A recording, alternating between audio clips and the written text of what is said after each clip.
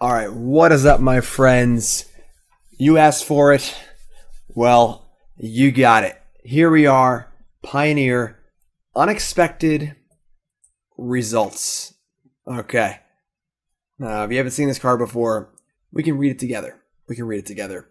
Blue, green, and 2 sorcery. Now, before we keep reading, I want to remind everyone that before 2019, most Simic cards were pretty bad. Before Hydro Crisis, Growth Spiral, Uro Titan of Nature's Wrath, and Oko Thief of Crowns were printed, Simic had a rep of being the worst color for gold cards. So just gonna, a little tidbit of information for y'all before we keep reading this card.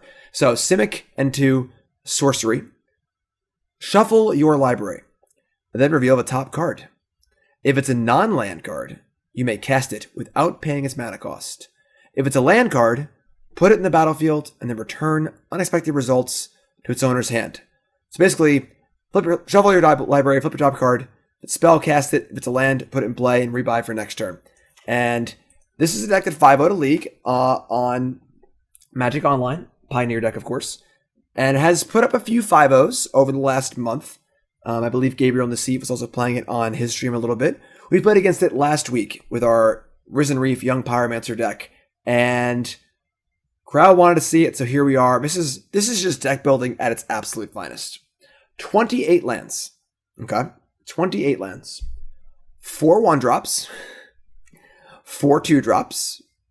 4 3-drops. 4 4-drops. 4 5-drops. 12 really big expensive things. So we have 12 big hits on our results here.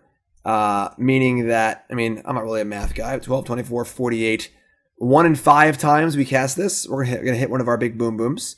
I would say that hitting another copy of results is also a hit. You get to try again. And Hour of Promise, also a hit, because you get to ramp into all your big stuff. And at that point, a full third of our deck is hits. And of course, at worst, it's a ramp spell. You get to just try it again. Just draw land, put it in play, basically. And it's just a big Simic ramp deck. That's really all there is to it. We're playing all the big ones here. We have 4 Ulamog, Ceaseless Hunger. Obviously, a very good card to cast for free. Very commonly card played in Tron. I actually won the Players' Championship playing this card in my ramp deck, so a pretty powerful card. Emrakul, the Promised End, banned in Standard. Effectively a Mindslaver on a 13/13. Very good card to cast for free. And Ugin the Spirit Dragon. Yes, Ugin the Spirit Dragon lights out against most decks. And of course, casting this for 8 is very, very reasonable. Our deck is literally only ramp spells, lands, and unexpected results. So we ramp on 1 with Grazer, ramp on 2 with Growth Spiral, ramp on 3 with Euro. Euro, of course, is a nice backup plan. We can be casting Euro. It's not the best Euro deck in the sense that we are not playing Satyr Wayfinder, things like that to explore it. But of course, it is certainly flashbackable in longer grindy games. Our Promise is just a very good card. This is just a 1 Primeval Titan trigger, which is still really, really good. We can go get our good lands. We'll look at our cool lands in a second, but very, very powerful ramp card. No deserts here. Not really interested in 2/2 zombies. We're trying to ramp here. And a big part of this deck is just the lands. So we have our mana fixing lands, obviously, Breeding Pool and Friends. 2 Castle Garenbrig, which is a nice way to add an extra mana for our Emrakuls and our Ulamog, the Ceaseless Hungers. Fabled Passage, Forest, Island, whatever mana fixing lands. Playing 1 Lumbering Falls, not a bad card to get off of our Promise. And then we have some pretty cool lands in here. So we have 4 copies of Shrine of the Forsaken Gods. This is a card that was also a 4 of in my Players' Championship winning ramp deck. So definitely a pedigree. Was played in Standard in ramp decks. This is an Ancient Tomb for colorless cards if you have 7 or more lands in play. And 7's obviously a lot, but listen, we're trying to get to 10 mana.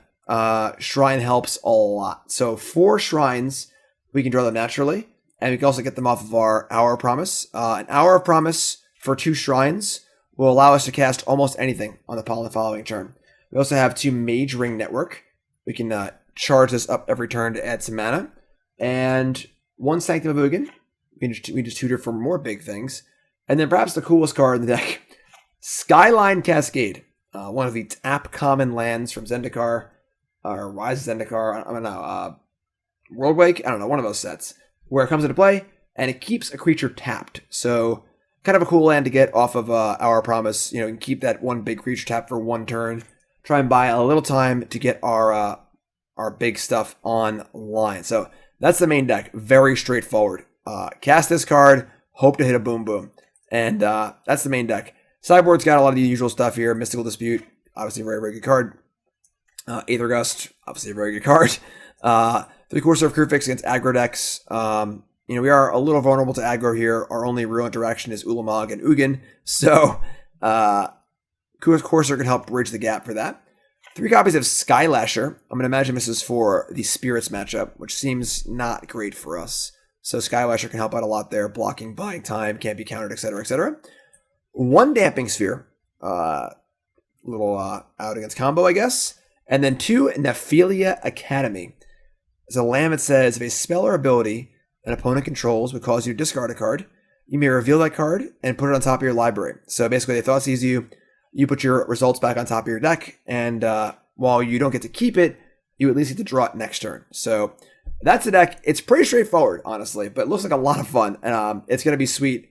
Obviously, quarantine can drive us a little crazy, so let's just spin the wheel and have a good time. But first, a fast word from our sponsor here at CoolStuffInc.com.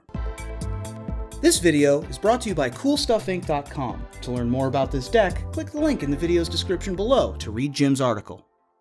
All right, round 1, unexpected results. Let's go. There are sounds, and I hate them. Please stop. Settings, help. Help me, help me, help me. All right, we'll leave them on for a minute or two and see how bad they are. All right, so this hand is not great, but it's fine. We have a Grazer on. All right, they've added like the. I'm sorry, no, yes, no. What do you? Let me know what you think in the comments. How you feel about these sound effects?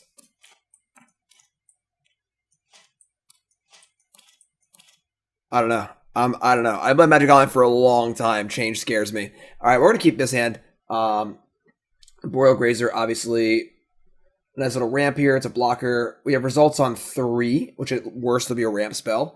We're going to keep this. I think the big question here is, do we Grazer on 1 and we pain for it, or do you just wait for turn 2? Obviously, our deck doesn't have much of a curve, so it's not like we're going to, we have to draw exactly Euro to punish us for not wanting to take a damage here. And I think drawing Euro would still be fine. I think we're actually going to just play Passage and say go. I know this is a little weird, but we're not in the biggest rush of all time to play Grazer, and that 1 point damage might actually matter, so. Alright, so we're going to get our Forest. Let me draw a Growth Spiral. That's fun. Alright, so we're going to end up painting anyway. That's fine. Alright, so play land, play Spiral. And we're going to put in our Yavimaya Coast. Like Grazer, put in our Shrine of the Forsaken Gods, and get this party started here with 4 lands on turn 2. The problem with the sounds is they aren't consistent. On Arena, sounds are great. I love them because they're all very consistent and unified. This is just like a random sound here and there. I don't know. We'll leave it on. We'll see how everyone feels about it. Watergrave tapped. A Passage for Island. Watergrave tapped. Not a whole lot of info here. I mean, it could be Inverter, but all right, folks. We'll play Sanctum first. I don't know if we're playing Sanctum to play around, but here we go. Our first results. And again, we are looking for a boom boom. Yavimaya Coast. So we had a coast. It's fine. So we can put land in play and bring it back to our hand. We have 1, 2, 3, 4, 5, 6, 7. So we can actually cast Ugin next turn on turn 4. So the fail state of results definitely not the worst. All right, play land, say go. Ooh, I don't know if I like these sounds. They're very, very abrasive. So you can play land here. 2, 4, 6, 8. We can cast Ugin, but they do have 7 cards in hand and counterspell mana up. Censor possibility. I think we're just gonna play the results.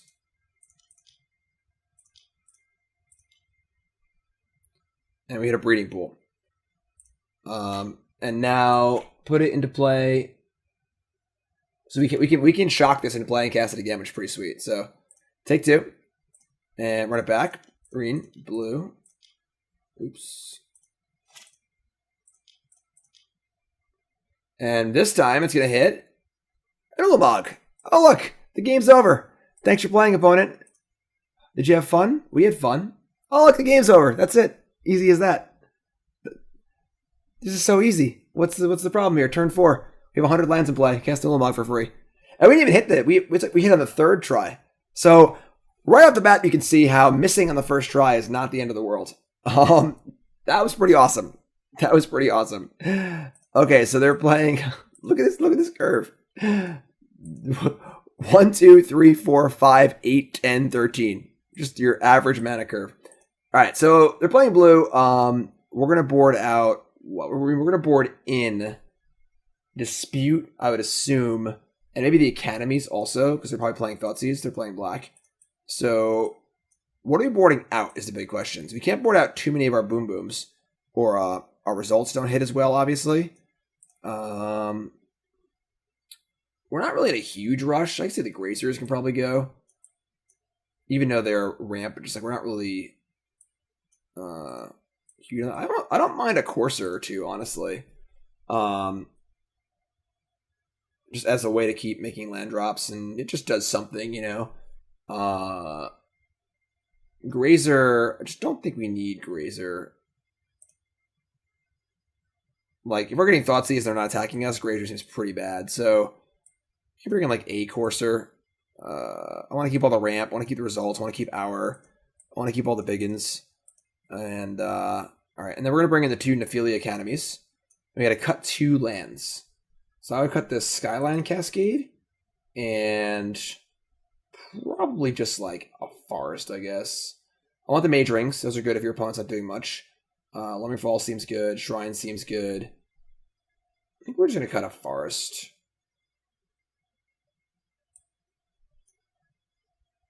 So we're down 1 green source, and I guess 1 blue source too, but that shouldn't really be a problem if the games go longer. So that's pretty fun. It's a pretty fun game.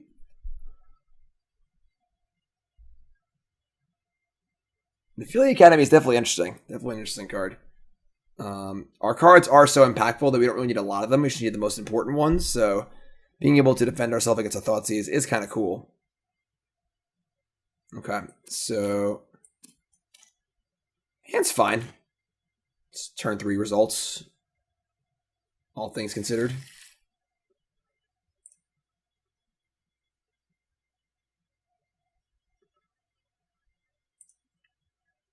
All right, so Fabled Passage again. We get the Lumbering Falls. Having Dispute up is kind of cool. I mean, it's mostly going to be defending ourselves against counter spells, I would assume. I'm not going to be using it super proactively, but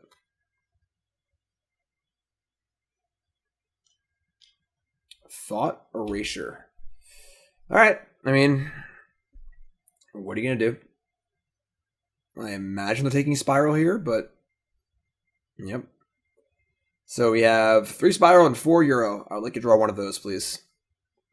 And they bin to Thoughtseize. Interesting. There, it means they're probably looking for land. Alright, no secrets here. Just get an island, F6. Svetipool's tapped, sure. Alright, I mean, this is like fine. It's not ideal, but that's pretty sick that we can just like spike an Ulamog next turn. And they're gonna just go for Inverter. I think we're just gonna counter this. Yeah, like means they probably have Oracle in their hand too, so just it's pretty easy counter here. They have 4 cards left. Untap, and can we end the game this turn? We only have 1 biggin in our hand. Survey says, yes, we can. How about an Emrakul?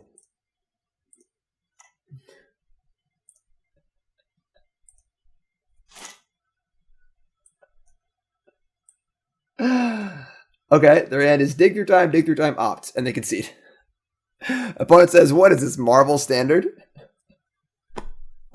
Oh, this is a riot. This is the best ever. Oh, man. This will be the fastest video of all time. We're just going to win every game. All right, let's go. Round 2.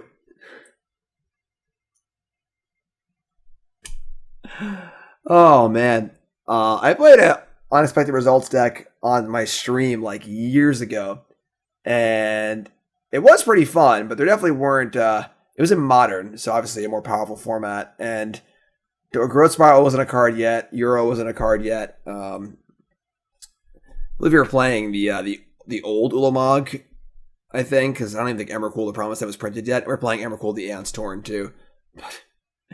This is a riot. All right, going first. All right, so we have this hand's pretty good. Keep this. We're gonna open on Breeding Pool. The idea of Skyline cascading their creature with the Root Spiral is pretty cool. Opponent mulligans to 6.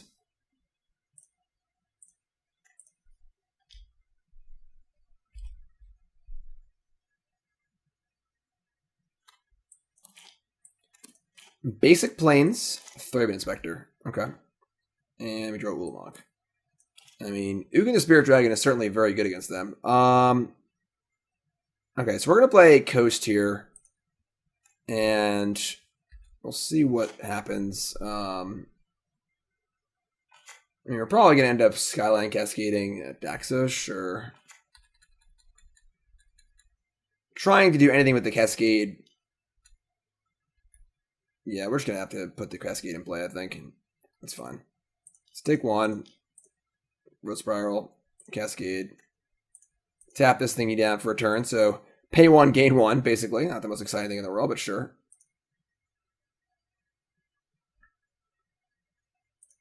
Untap. Castle Garenbrig. Sure. Let's get a Euro here first and see what Euro says.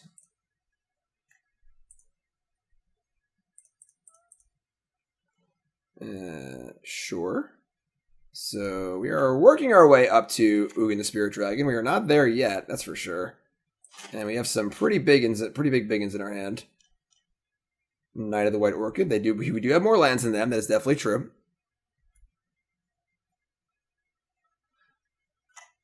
Fortunately, drawing all of the biggins makes our results a little worse off the top of our deck, but and range too. All right. I mean, not exactly the most crazy beatdown force of all time, so could certainly be worse for us. Guess we just get Forest. We have 2 blue sources, sure. All right. No Heliod is good because we can't really deal with the combo anyway. That sucks. So we drew a Grazer. Don't have a land for it though, which is not ideal. So we need to draw like runner lands here, or we could draw a Shrine of the Forsaken Gods, and that would cast Ugin immediately, which would be. Ugin seems like it's game over, so without the ability to combo kill us, Ugin feels like it's game over. We'll see though. Emrakul currently costs 10, which is the same as Ulamog, so Pathling and the Grazer, you got it. That's cool. Now when we Ugin, we get a 3/3 too. All right, we need lands here. Need lands. That's a forest. Okay, so 3, yep. So we need to draw any land next turn that comes into play untapped.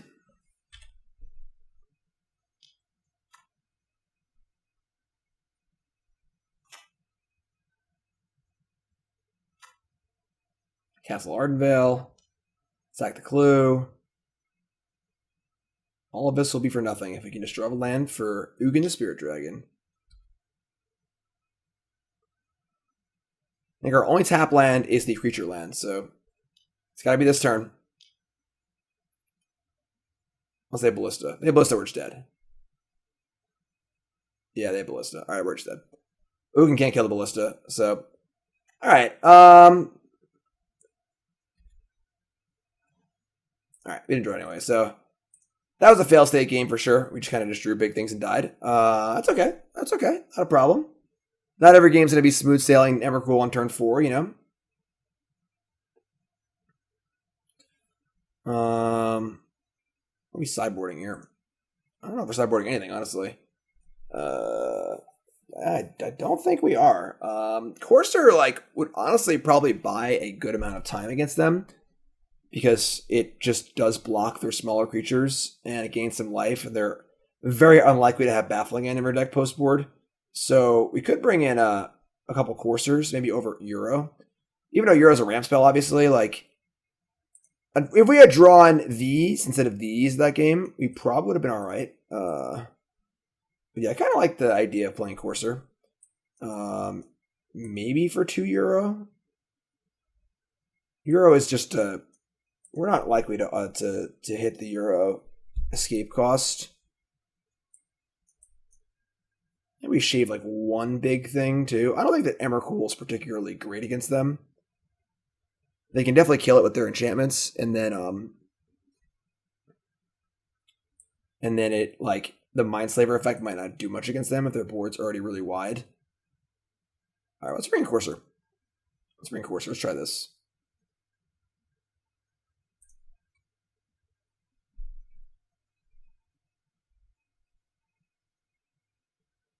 Having a Courser they can't kill means they are much more. They need to combo us much more likely, or it makes it more likely they need to combo us. I can speak. All right, let's go. Better hand. This hand is good but awkward. I mean, it needs another green source.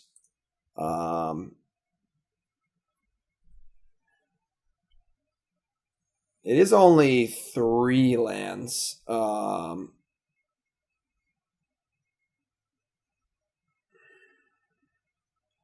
any green or blue source is at least turn 4 results, if not turn 3.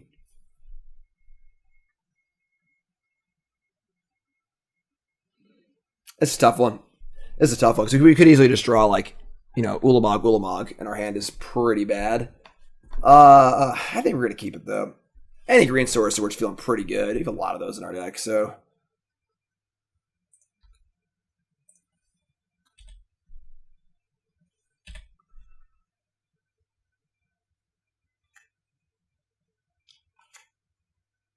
Raven Inspector. Green source. I mean, it's a green source. I'll take it. I'd rather take that than an Ulamog, so it's fine. Anafenza, I mean, this is part of their faster kill, which is a little scary, but. And another Grid Spiral. Sure. So. I get Shrine and play Courser. Top card is an Emrakul. Now, of course, we shuffle before results, so knowing the top card is not going to matter too much.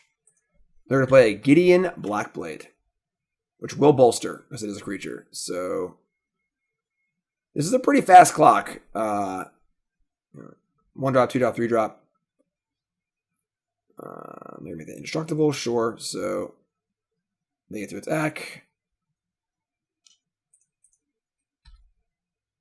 All right, let's untap and draw. Shrine off the top. Gain a life.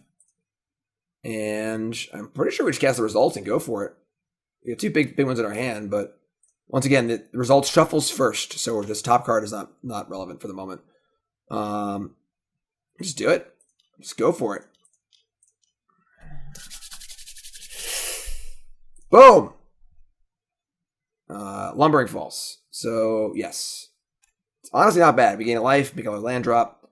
We're going to leave Courser back on defense. I don't think attacking the Gideon will add up to much. It's going to be going up. I guess it does. It does exile things. So, in theory, if we hit an Ulamog, they could kill it. I guess we do want to attack it, honestly. The one attack on it will make it very unlikely so they'll be able to exile anything, but if they go to 6, we put an Ulamog, they can exile it the next turn. It's pretty bad. So I guess the Ulamog would just kill it. But if it was an Emrakul promise, that doesn't matter because we would just compensate their turn. So yeah, I guess if it ever was on 6, we could, and we cast Emrakul, Ulamog, or Ugin. It doesn't matter. That's true, I guess. Okay, we'll just say go.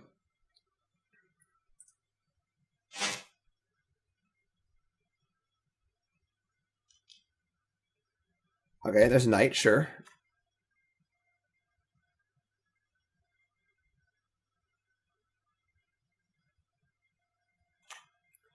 Idyllic Range, pump the thing. That's fine.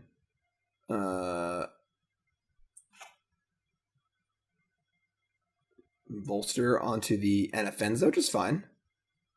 We get to block the Anafenza. We take 6, which is not great, but fine.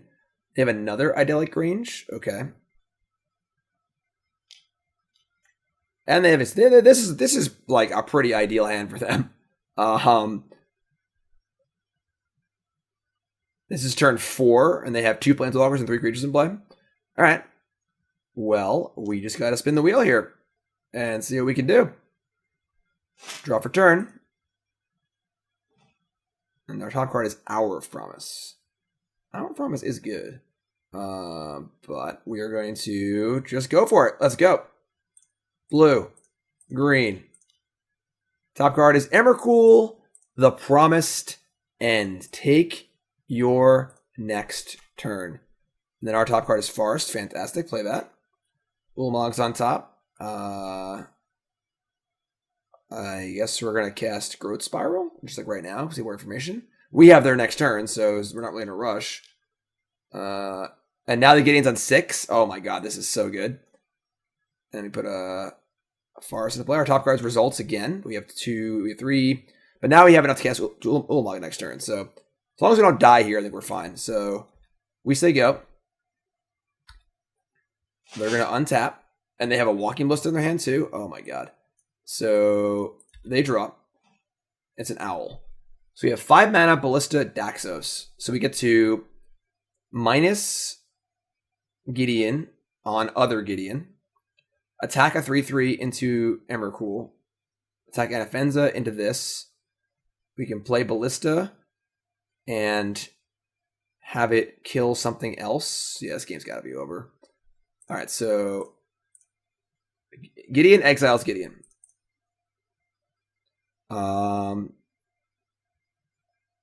They're gonna play Ballista. I think they're just playing Ballista for the max amount, and then we're just gonna use it on their stuff. So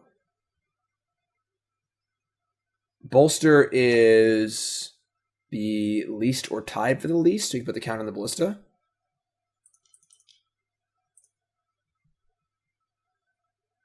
Oh. Almost cast it for 0. That resolves. Bolster.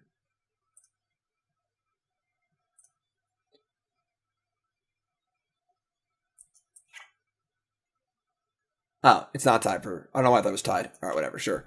So they move to combat. They attack with... We want Anafenza dead. We want the Knight dead, probably. Probably doesn't matter too much, honestly. They attack. Move to blocks. Block here. Block here. And then... That's fine.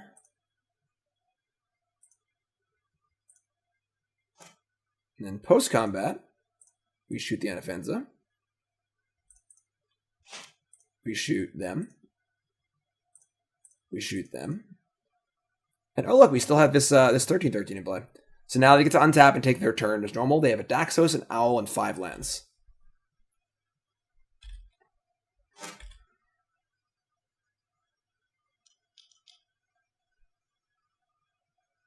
And they're going to keep playing. There's the Owl. Hoot, hoot, hoot. Gideon's Intervention. Sure. And there's Daxos. They're going to keep playing. They're going to keep playing, they say. All right, we draw results and Growth Spiral. So we can Ulamog now, or we can... Yeah, we just Ulamog and...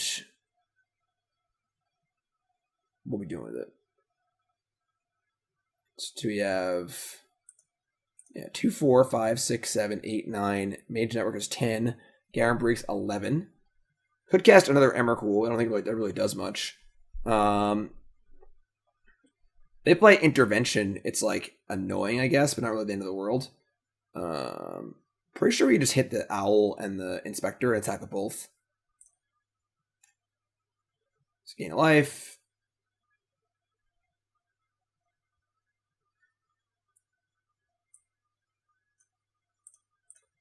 Add 2, add 2.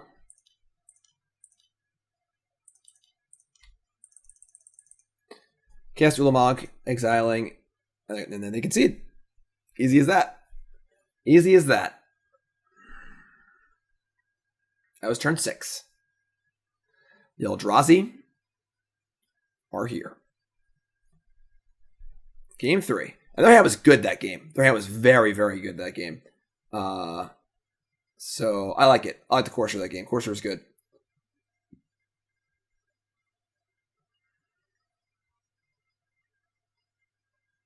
Emrakul was good too, honestly.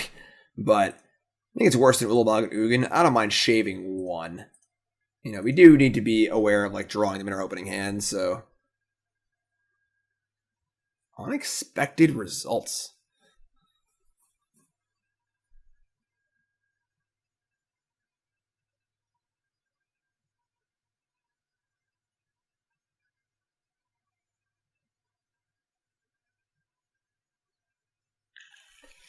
All right.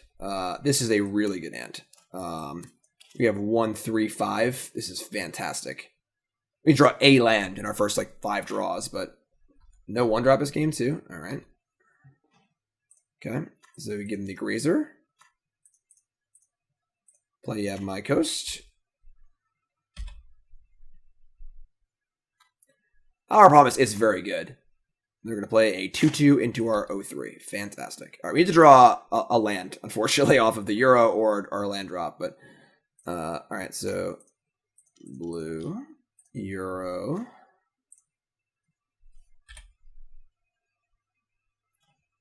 Did it.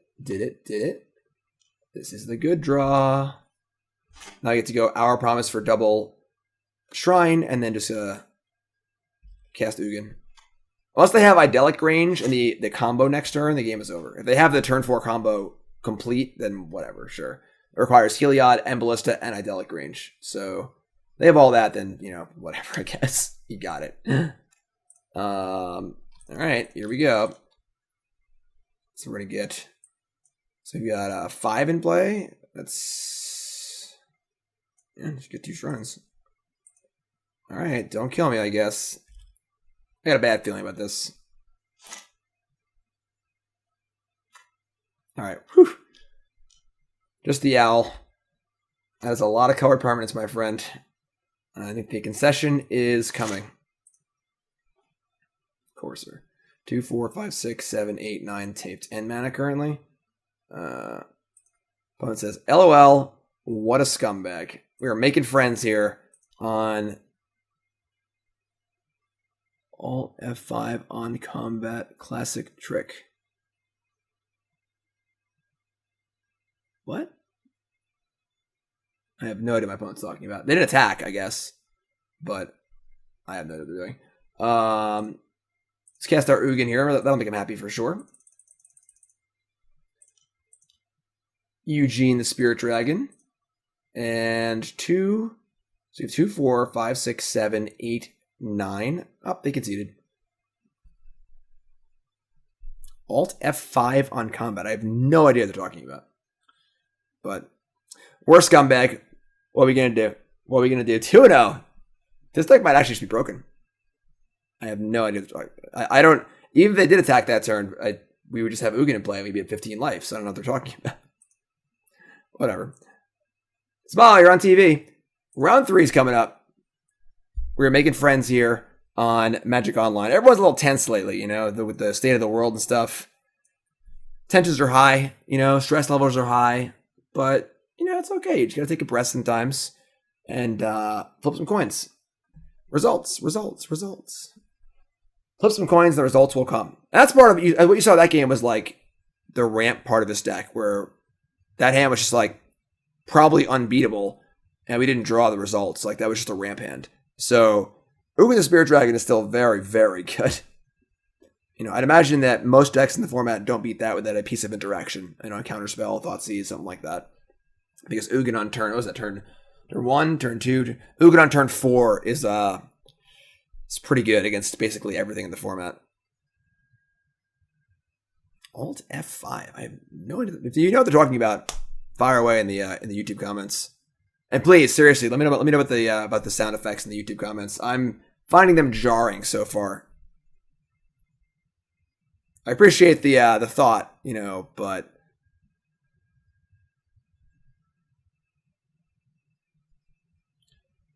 All right. Yeah, let's go first. Make some more friends. Ooh, not with this hand. Not making many friends this. I mean, we're making friends this hand, but we're not being friendly to ourselves. So let's mulligan. This hand is significantly better. Gonna keep this, and I want to keep passage for Euro food. So let's ship a forest here, I think. All right. I mean, we gotta like, get somewhere with this hand, but we're gonna Grazer. We could put in the passage. We want to try and like hold the Cascade for a creature, but that seems really hard to do anyway. You can go Grazer for passage. No, that comes into that. Doesn't even work. Never mind. All right, so we'll put in Skyline Cascade. Whatever. You're up.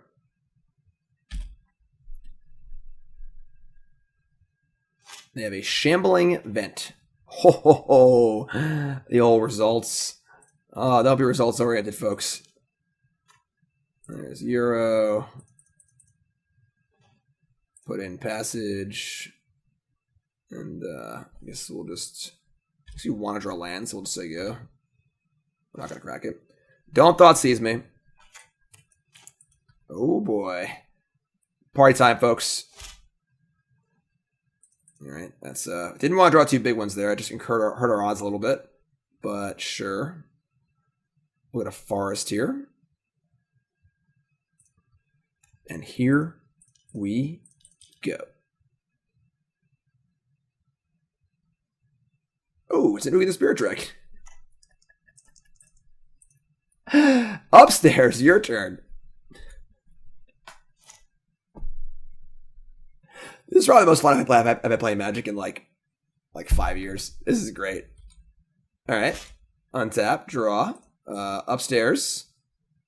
They find a way to kill my Ugin, obviously, then we're gonna feel a little sad because 6 damage for a big payoff isn't great. But we have things to do. We have Mage-Ring Network, which will slowly creep up in mana, land drops to make.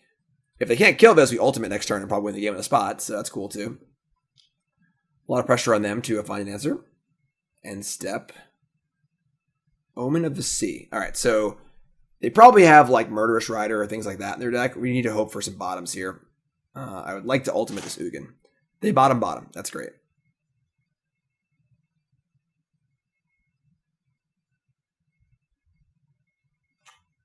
Glacial Fortress number 3.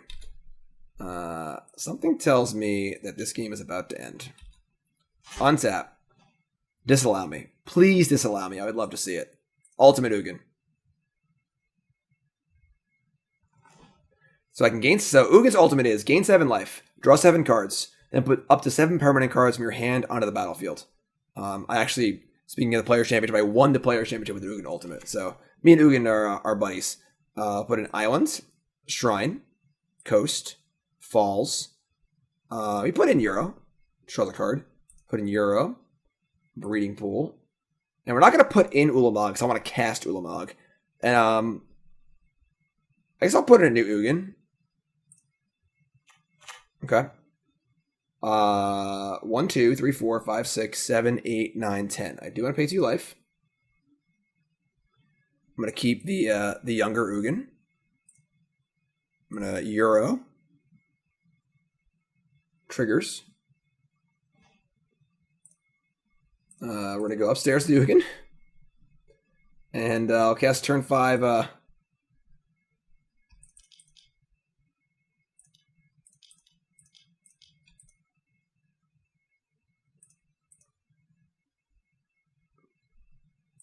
Turn 5 Ulamog. Oh, they conceded. Wow. It's weird how that happens. That's a hit, folks. That's a hit on the unexpected results. Not the best hit, but I guess we'll take it. I guess we'll take it. What was that? That was turn 3 Ugin?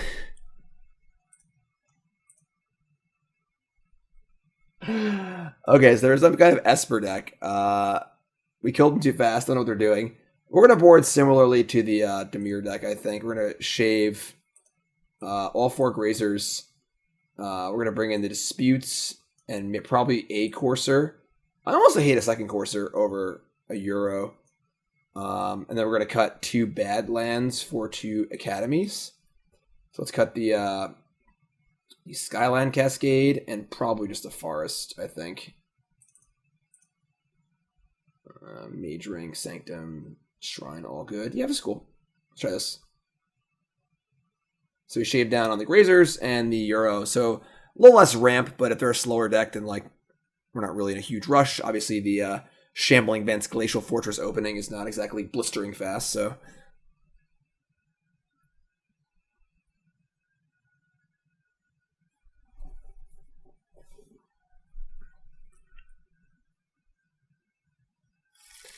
Alright. Ooh. Don't really like that hand. Alright, we're gonna mulligan. They kept 7. We have the Academy. I'd like to thank the Academy. And we get to put the Ulamog back into our deck. Alright, we'll keep this. London Mulligan's nice. London Mulligan's certainly nice. Alright, so... Hallowed Fountain, go. So now the problem is that we would like to play Academy to defend against Thought Erasure and stuff like that. But I guess we don't even have a card worth... Do we just bottom this card? God, Scrybug. Scrybug all day. Yeah, so we don't have a card that we want to protect right now, so... Grave tapped. So some sort of slow Esper deck. Get our island. Untap. Pretty cute that we can... I actually might have screwed up here. I think playing the Mage-Ring might have been better. Because we could have played Mage-Ring, charged it, untapped, spiraled into a land, charged it again. That was actually a mistake. I screwed up. Okay. Obviously playing Spiral. I mean, if we draw our results, we're going to feel really smart, but that was actually a mistake. That was just an autopilot. Alright, it's turn 3. They have 3 untap lands. What's it going to be? Teferi, Time Raveler. Sure. And we're going to put in, I guess, the network.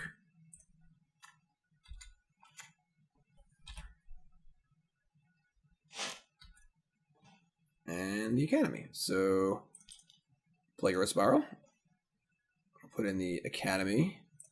Play a Forest. As well as crank this right now. Little F6 value. There's supposedly an Ulamog in the bottom of our deck. Oh, we shuffled, I guess, so maybe not. But that first draw was it was there. All right, what do they got for us? Nothing. Untap. Breeding Pool. All right. Now, this is the spot where Mage-Ring Network really shines. We can just sit here and charge it up turn after turn, and then the cast trigger on Ulamog or Emrakul means that we are going to get a effect regardless if they have a counterspell or not. So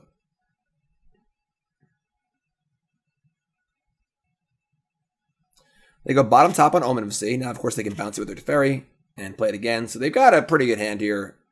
And they're going to bounce the Omen, which is fine. And they've got a full 7 cards. And a counter to Mage-Ring. It's 2, 4, 6, 7, 8. Sure. That actually plays pretty well here. Play Euro. We are almost there on getting it back.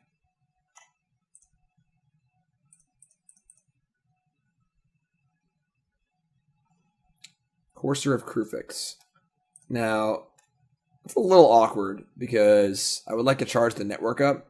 So casting Courser, if I don't hit a land, I can't charge it. This is 3, 6, 7, 8. That would be 9. So if I draw a land, I guess Ulamog next turn with the Mage-Ring Network. This is a tough question. Yeah, 3, 6, 9. If I draw a land. Because if I had a level land on top, it's a good... And I play Courser, it's good anyway. So maybe it's actually better to play Courser. Because if I... In the scenario where I don't have a land on top, I can't play Ulamog anyway. And in the scenario where I do have a land on top, playing Courser is better also. Interesting question. Interesting question. And they counter it, puts a card in our graveyard anyway.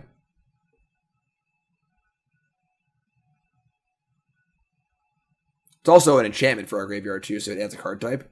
So Emrakul will cost 9, which is better than 10. Yeah, let's just cast it. I'm not sure if this is right or not, but...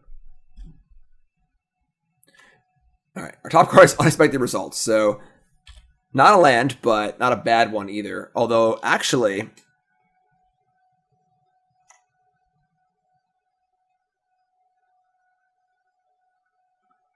I have bad news, folks. Teferi, the ruiner of fun around the world, turns off results. With Teferi in play, we cannot cast the card off of results.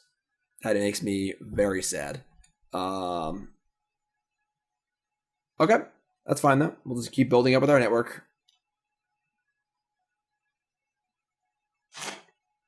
That's so lame. Teferi is probably one of the worst designed cards of the last God knows how long. Like it certainly was not printed. Hey, let's make it so you can't cast things with unexpected results. You know, it's not the intent of this card, but yeah. So if it's a non-land card, you may cast it without paying your mana cost. If it has you casting it in the resolution of a spell, and that is not gonna work. If we had a land, we could still use it to ramp with, but we're just gonna go here. Just keep firing the network up. That's so silly. Oh man, I guess going to the graveyard for Euro isn't bad either, but they actually sacrifice the Omen, which I think might be wrong, because they could just bounce it with the Teferi again and draw him more cards, but sure. Alright, say Vantress. So there's like an Esper control deck kind of thing.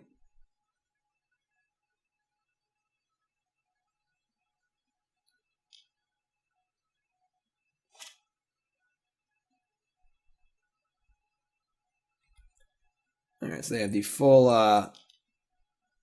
maybe they have 6 cards, not 7. Alright. Courser of Kruphix again. So 3. Alright, so they're gonna draw step Thoughtseize me. Which is fine, obviously, because my hand's pretty boomery. 4, so it's 3, 6. We have 9 mana. We can cast Emrakul. So they're going to hit Ulamog.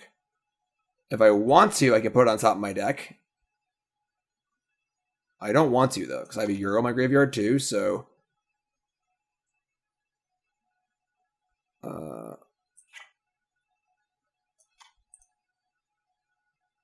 yeah, we're going to put this in the graveyard, I think.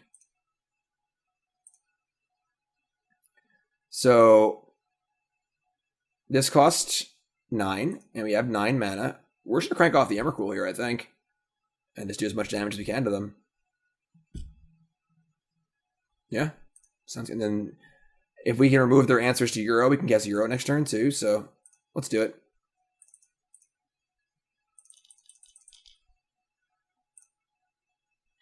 Emrakul, the Promised End. We can even bounce it with the Teferi if I don't counter it. They're going to counter it, but it's fine. So they counter the Emrakul, which is fine. But now I get to control their next turn, which feels awesome, of course. Emrakul's in the graveyard as well. Let's see what we got here. Their hand is not bad. It's not bad. Search for Escanthus, Sphinx's Rev, Verdict, Teferi, Absorb.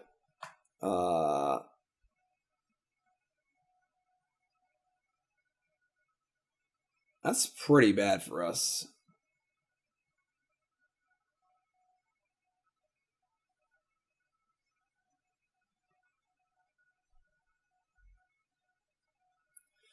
They're going to get to untap no matter what we do. I like the idea of trying to nix Teferi and Rev. We just can't even do that. Oh boy. Oh boy, their hand is pretty unbreakable here. We can just like cast Rev and absorb it.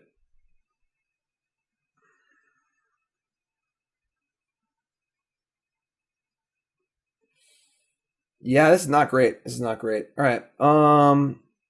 Yeah, I think we're just gonna cast Rev and absorb it. And just not use Teferi. We could like draw with Teferi and try and draw a Thoughtseize effect, which would be really, really good. But that just doesn't. I mean, I guess they're gonna do it. They're gonna do it anyway. Might as well just do it, right? Because they're just gonna do it. They're just gonna draw a card next turn anyway. So, all right, sure. Draw Thoughtseize. We drew Godless Shrine. Now we can shock Teferi, absorb it, but I think leaving that with Sphinx's Rev is probably just the worst idea ever. Teferi is also a permanent, which we can... Ulamog is a pretty bad shape for us here. Alright, we'll just cast Vix's Rev and absorb it, I guess.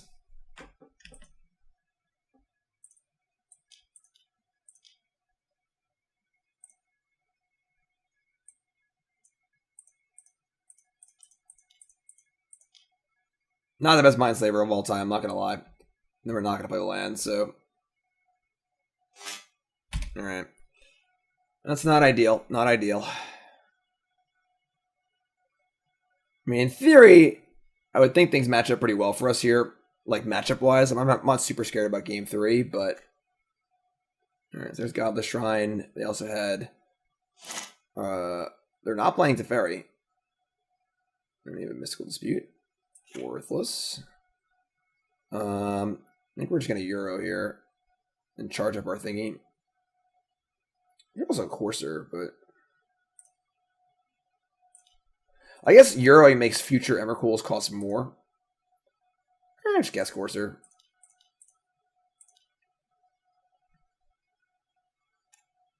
Heh. Well, I guess that's that. All right, so...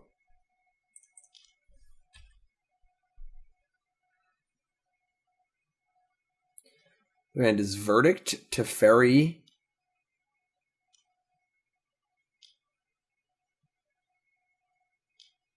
And they're in a castle. They go bottom.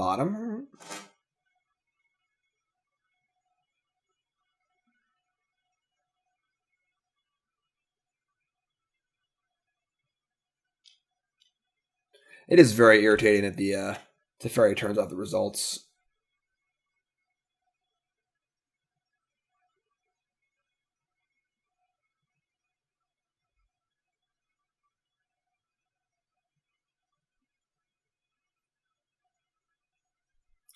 So Omen goes bottom top.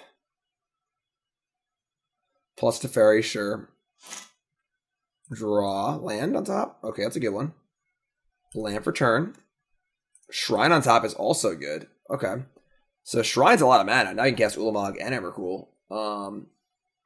So 3, 4, 5, 6, 7, 8, 9, 10, 11. Yeah, we have enough mana to cast both. So I think we just attack. Let's attack the Teferi.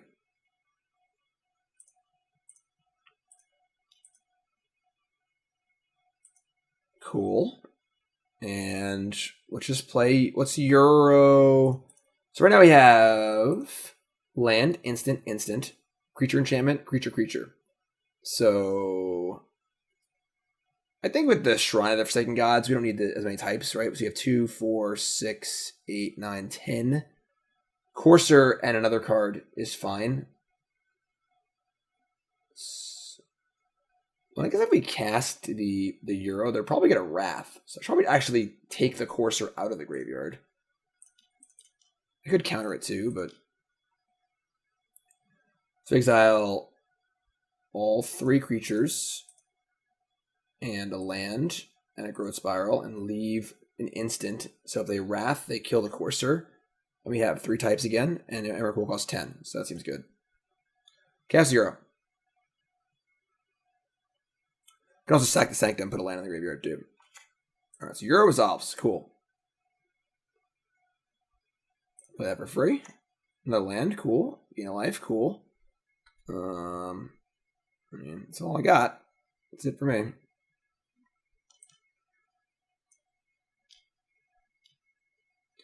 End step Verdict. Sure. There's your Verdict. There's the Courser back in the graveyard. That's fine. That's one Verdict. It's not going to kill an Emrakul. Plus the Teferi, sure. Untap and draw. And now, do they have a discard spell too? No. So now do we want to Emrakul first and then Ulamog? We know they have Teferi in their hand. Emrakul also allows us to minus the Teferi and get rid of it, which is pretty cool too. So I'm pretty sure we're going to Emrakul first. And then if we get rid of Teferi, we can actually dispute their spell. So let's see here. This costs 10. So 1, 2, 3, 4, 5, 6, 7, 8. Yeah, 9, 10. Perfect. We can also sack the Sanctum and get some other big boom boom. So control their turn. Sack Sanctum. And get either another Emrakul or a Ulamog. It's funny, we're running out of hits on our results here. I kind of like the second Emrakul. Ulamog's like, it's okay, but yeah, another Emrakul, sure. Emrakul resolves. Probably have another Verdict here, I would think. Okay, that's fine. So, untap, and then this Dispute is pretty big game here. This Dispute can counter anything. Once we sack the Teferi. So we're going to be able to kill Teferi, counter whatever spell they want, and then of course use the cards in their hand as well. I would think we're in pretty good shape this game. Bottom and top. Alright, so untap. And we take their turn. Their hand is Ashiok and Nightmare Muse, Detention Sphere, Search for Escanta, Teferi. They draw. Castle Ardenvale. Okay. Teferi and Ashiok are both difficult. Teferi can tuck itself. That's kind of cute. And then Ashiok can... Ooh, Ashiok can bounce itself and then exile itself. We have 5...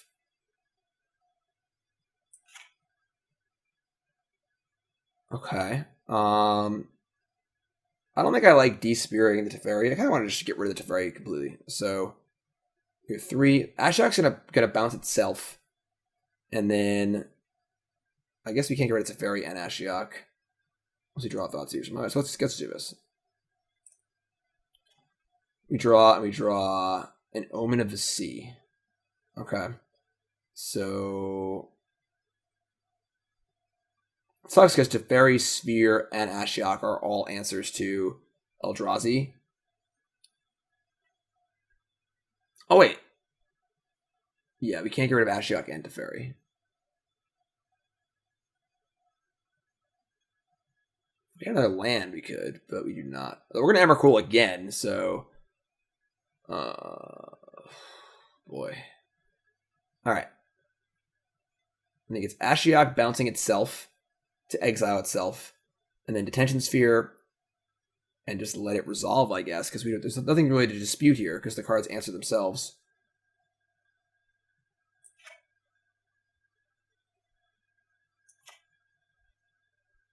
We have no permanence to bounce Ashiok anyway. Maybe we just cast Teferi, actually. Cast Teferi and Sphere, and let's dispute the Teferi. Yeah, I actually like that better. Let's play Teferi, because Ashiok can't do anything on an empty board anyway.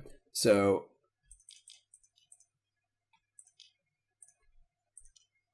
let's play Teferi. We dispute it.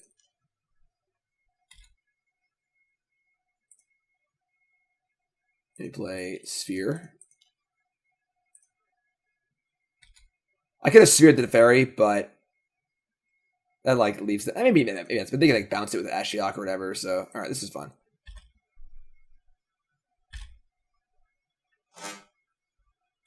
So their hand is Ashiok, Omen, Castle, Search.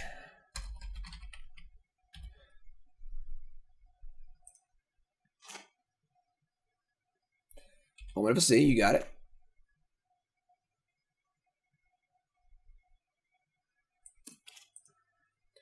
They go bottom, which feels pretty good. I believe we're going to Emrakul them again next turn.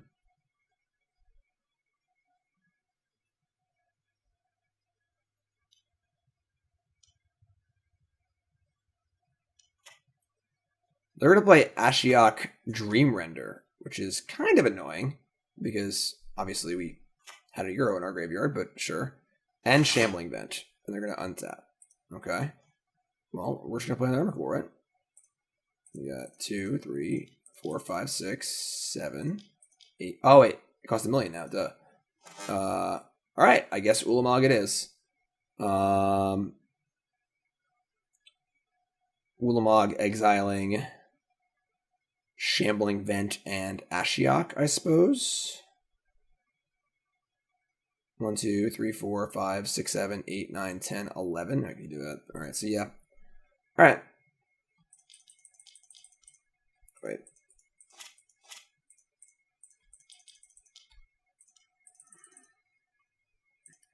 So, I mean, hitting 2 lands is like almost counterproductive to our Emrakul strategy. So, not even really about that. Let's hit the Ashiok and the Shambling Vent, I think. I think it's actually Castle of Vantress. Because them digging for answers is pretty important. So, in their hand right now is other Ashiok, Castle, Search for Escanta, as we know their entire hand too. They go bottom, bottom. They also have to deal with this Ulamog too, so we're currently 2 mana off casting Emrakul. They're going to play the Ashiok. I imagine bounce the Ulamog, which is kind of, we can just cast it again, so. Alright, so get rid of results, because results is pretty dead right now anyway, so. Okay. And go on. Thoughtseize. Pretty good. Pretty good draw. Pretty good draw. But Emrakul is, I guess, hanging out.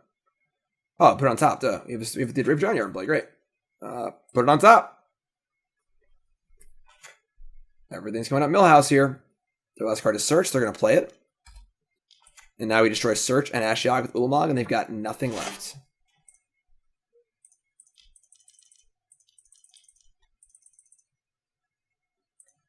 Ashiok, Search for Escanta. And they got nothing. We have Ulamog. I would answer that if I were you. 1 attack might end the game, so they only have 33 cards left. And they have to actually kill us too, so milling 20 cards might win the game by itself. That's a scoop. You can play a long game. We can play a long game too. We're not just a turn 4 deck. We can do whatever we want. We can do anything. Look at Ulamog. He can do whatever he wants. All right. 3-0. That was actually our first intricate match there. But 3-0. Let's go. Unexpected results. Oh boy.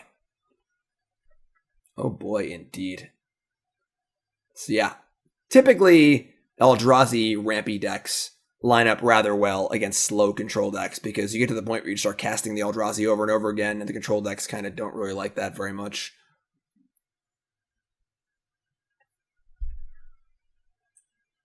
That was the reason I brought that red-green ramp deck to the Players' Championship that year, is because everyone was playing 4-color Jeskai Black, Dig Through Time, Jace Vern's Prodigy, slow Dirtle decks.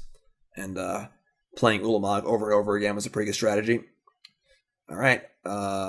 This hand is not great. Well, Our Promise is fantastic. Opponent does mulligan to 6. We would have to draw one of our ramp elements on the draw here. We can't keep this hand, unfortunately. We're gonna mulligan.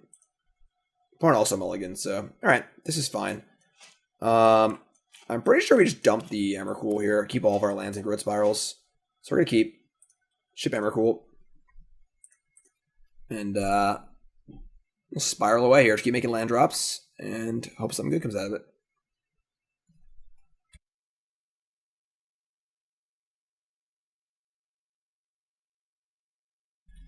This might be a scary matchup. In Solo Artifact deck, our best sweeper is Ugin the Spirit Dragon. It's not very good against them, so that was a good draw, though. That was a good draw. Like, if they have a Solo Artifact on this Ornithopter here, we might just be dead. Whew, okay. Alright,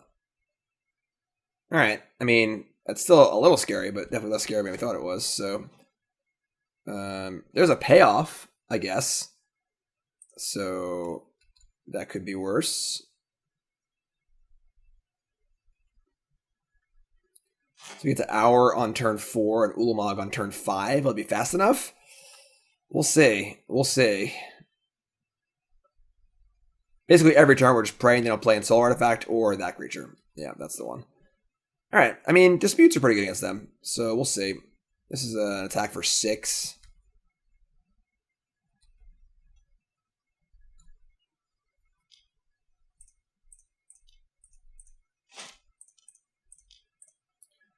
Play Growth Spiral.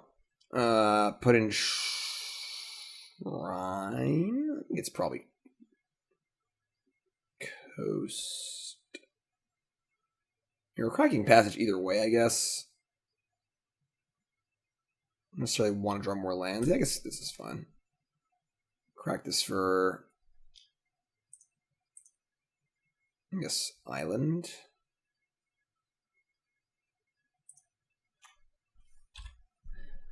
Funny how good a Arboreal Grazer would be right about now.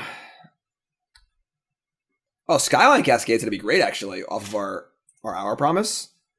That could buy us a lot of time.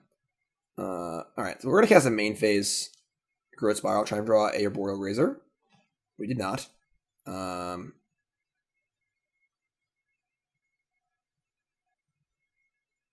So we'll have 5, 6, 7, 8, 9. Yeah, we have enough. So play this tapped. Alright, I mean, don't kill me, I guess. They have shot like Shadow Blast and stuff too. So we get to go our next turn and get the land to tap down Orthopter. Then Ulamog the following turn. Will that be enough? I don't know. When it comes to goldfishing, Is It in Soul is probably one of the fastest decks in the format, so might have met our match here. We'll see. 6, 7, 8, 9, and we're dead. Alright, I mean, if they're going to turn for us, that is definitely our kryptonite for sure, so that's fine. Turn for us. We're going to have to bring in... We don't really have much here. Honestly, that doesn't really work. Skylashers. Pro blue doesn't matter for artifacts, obviously. And soul artifact does not make the creature blue. So, pretty good draw for them. We're going to want some stuff here. The problem is that Ugin the Spirit Dragon just like actively isn't good against them. It's not like terrible, but it's definitely not good. I would say Courser and Dispute are both on the table. Emrakul is also probably not great against them. Arboreal Grazer is great. Euro's like, I mean, we need to ramp like pretty aggressively, but I don't know. Dispute's really weird because Dispute does counter their more important cards, but also like requires you to leave mana up, and it's just kind of clunky. Maybe we shave like a Euro and an Ugin or two for a couple coursers. Just try and like get a block in, gain some life, and hope it's good enough. I don't know if we can realistically beat their best draws, and I don't think that leaving up Mystical Dispute is like a plausible thing to do in the early turns if we're going to be doing stuff. And it has to work, and they have to not have extra mana, and all these other ands. So I think we just bring in coursers, shave like 2 Ugins and a Euro, and probably call it a day. Maybe on the draw, we'll be desperate and need Dispute, but definitely love to draw Arboreal Grazer. Ugin still exiles against Soul Artifact and stuff, but, you know, if they have Steel Overseer and Ghostfire Blade and Artifact creatures and all that stuff, it doesn't really do a ton.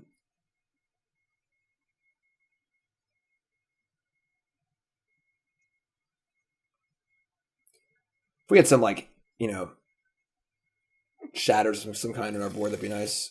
Well, we did draw Arboreal Grazer. Alright, this is significantly better. We're going to keep this and ship the Ugin, I think. And just find something to ramp into. Yeah.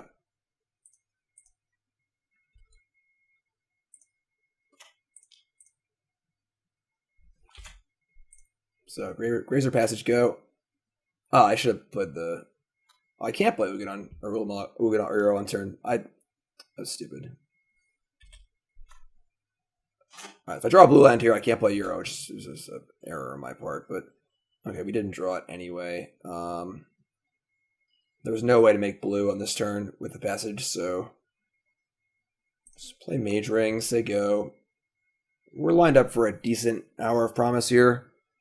Them playing Serpent on 1 makes me think they probably have a what's it called, Soul Artifact, but we can't do anything about it, so that's Trample too. It's gross.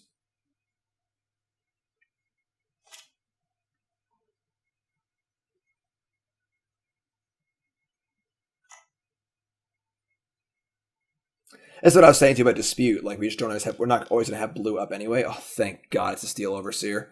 Whew, boy.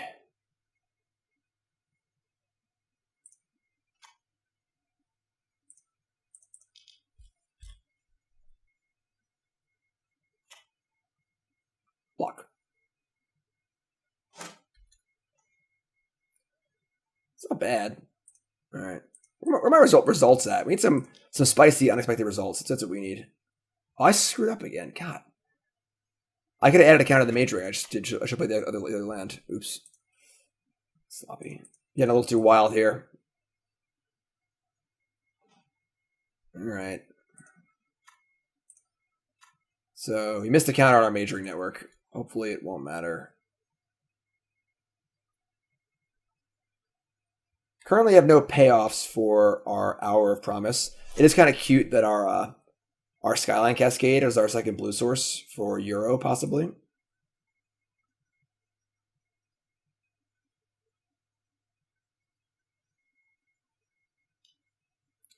The Brewskis. All right. I mean, we need a payoff here. Oh, man, they have everything. Oh, God. All right. Well, we get to tap that at least.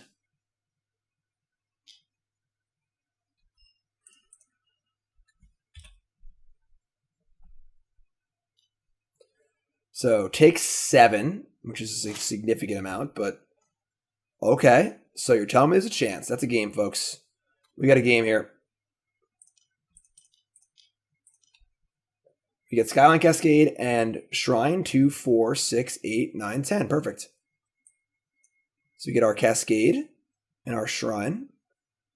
Very clever bit of deck building here with this Cascade. Tap this thing. So this thing gained us 7 life this turn. And we get to untap and play Ulamog and the Ceaseless Hunger. And hopefully that'll be enough. We can go get something else too. But we got 3 card types in the graveyard. Land, creature, sorcery. So that's 10, 2, 4, 6. Yeah, we Garenbrig too. Sure. Okay. I mean, Overseers are good, but I think we're just going to block here. It's going to be hard to block later on. This 2 mana up is pretty scary. They probably have a stroke or something like that. Still got our cast trigger, but we might still be in trouble. We'll see what we can do. Feels like a disdainful stroke. Well, what else can we do?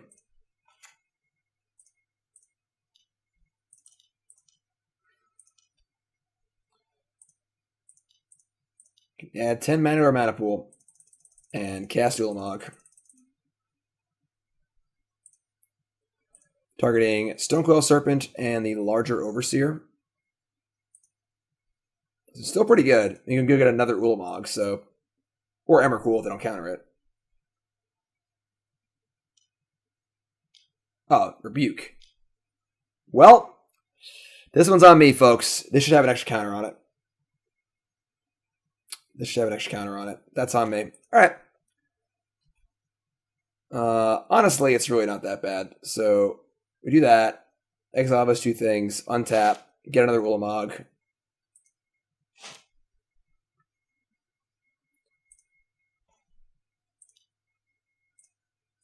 They know our hand, so it's F6 value here. We have Euro in the graveyard too, honestly. So we have to kill their things, then Euro can gain some life. Honestly, we might have just gotten Ulamog and cast it next turn anyway, so I guess the Brute sacrifices itself, which is pretty funny with Emrakul, but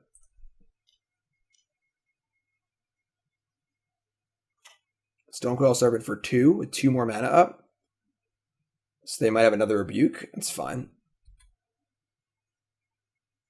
It is funny though that the Stonecoil can get around Euro. Alright, so Ulamog exiling Stonecoil Serpent and Gingerbrute. We'll leave them with the 1/3/3 that can't do much by itself.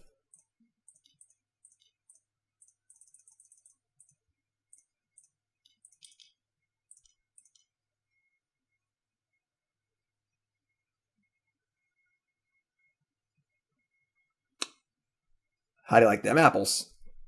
Metallic Rebuke. Okay, definitely a card to be aware of. Never punished, never punished. Euro there was pretty good, actually, because the Euro, saved us from being cheesed out by, like, Shot in the Blast or whatever. And we had a Source of Life game, which is pretty cool. So that was pretty cool. Now on the draw, do you feel desperate enough for Dispute? I don't think so, honestly. Like, even in that game, we would not have had blue mana open to cast a Dispute. So I don't think we do. I mean, our blue sources are what? An island, a couple breeding pools, a couple tap lands, and we have Yavimaya Coast. Like, we're just going to have to hope they don't draw in Soul Artifact, I think. Or we can just block it for a turn or two and then, produce a large boom boom. I'm also would just be very unhappy with whatever I'd have to cut to try and play Mystical Dispute. Every dispute in our deck is not a ramp spell, so the cost's pretty high. Or it cuts down one of our big hits for results. So definitely our hardest matchup we played so far by a significant margin. There's a very, very fast deck that can kill on turn 4, and they have counter spells. So see if we can steal one here. Oh boy, this hand is so close to being good. They keep 7. We have the Grazer. We don't have any lands. I think realistically, though, we have to keep. And just hope to draw a few lands in a row. We have Grazers to block. You have Spiral. We're going to keep. It's not great, but I think this hand is probably better than a random 6-card hand. Every Grazer's 5 life against a Soul Artifact, too, so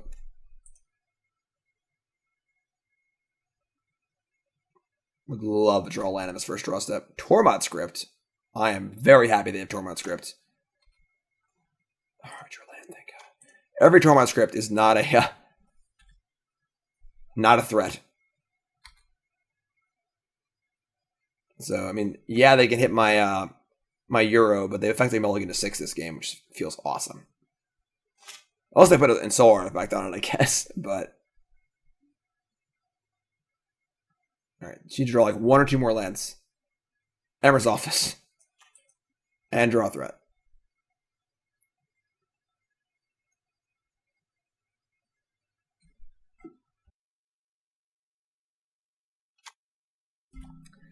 Turn 2 Mutavault. Oh, that's great. These couriers are going to go, buck wild here. We can't really stop them, but whatever. We are staying alive. Okay, that is a card. That's definitely a high impact card. We're gonna, man, we gotta draw lands. Just gotta draw lands. We're gonna play Grazer and say go, and then Growth Spiral on their turn.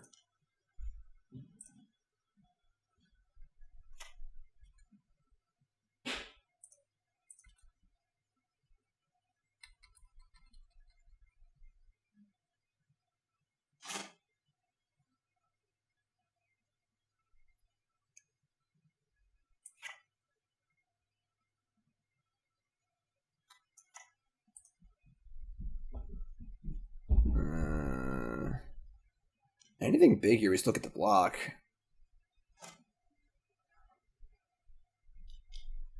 So like if they play the Ensoul Artifact like 1/3 creature, we can just chump block the 5/5. Alright. I mean, it's not ideal, but if they lead back this courier, they rebuke. Nope. Alright. Sure. Just gonna fire in our blocks here and cast Growth Spiral until we draw land. Basically. If they go runner land, that'd be insane. If they have a Stubborn Denial, we probably can't win, but it's fine. Big land draw. Big land draw. That's a big land draw. That's what we're looking for, folks. Alright. We draw another land. We cast Hour of Promise. I think we're in great shape. We did it. Alright. Please don't have Stubborn Denial.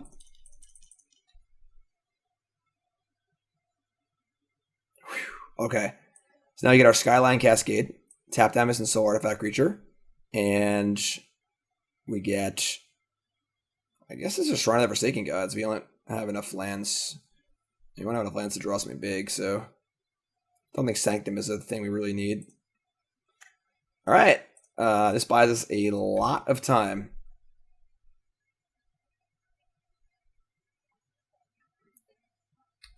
And next turn we can results. I mean, if we draw a land, we can results. And if we whiff, we can play Hour Promise.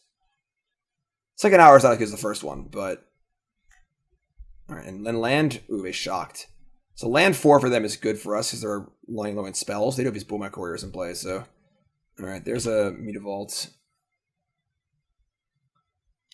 Easy block on Mutavault here. Like his Courier is getting pretty hefty, but we're at 15. All right. Okay. This currently costs 10. 2, 4, 5, 6, 7, 8, 9, 10. Perfect. You'll love to see it. I got a pain, but green.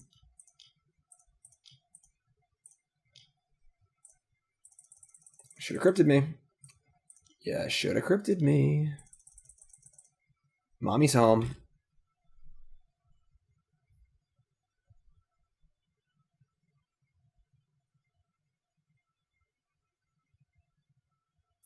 And now with our Mindslaver effect, we can pop the first Courier, then pop the second Courier, and discard most of these cards. So we're going to crack Courier Response, discarding 2 lands. Sure. Now they have 4 fresh cards in hand. I don't know what they can have that we counter this, so this looks pretty good. And no tax. Untap. Oh boy, they have Shrapnel Blast. That's too much fun. Draw. Install Artifact, Skill Animator, Shrapnel Blast, Ghost Fireblade. So we want to utilize the Courier. Oh man, this is just so good. To discard our hand for sure. We also want to Shrapnel Blast. I guess the Mutavault doesn't matter either. I don't think there's a wrong play, realistically. We can like fire Mutavault, attack with a Mutavault, block with Emrakul. I probably want to play a land. Shrapnel Blast themselves. Do I even bother Shrapnel Blasting? I don't think I do. I think I just discard my hand right now and dump these 5 cards for these 2 cards and kill the Courier and see what we draw. Like, we don't need a Shrapnel Blast, you know? Courier. Draw Ghost Fireblade, Metallic Rebuke. Perfect. We can't do everything, I guess. So they're gonna have Rebuke, whatever. Fire us up.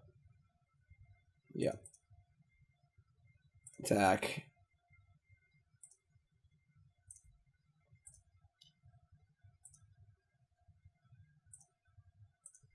Block. And Tormod script yourself. And just take up. So they have 1 Metallic Rebuke in hand. Rebuke and Ghost Fireblade. They say GG's. Took it down. Oh boy. Man. Close games. That is a tough matchup. That is a tough matchup. We're going for the 5-0 here, folks. This is the most fun I've had playing Magic in so long. Couldn't even tell you. We can get this. If we can beat this whole artifact, we can beat anybody. Let's do this, please.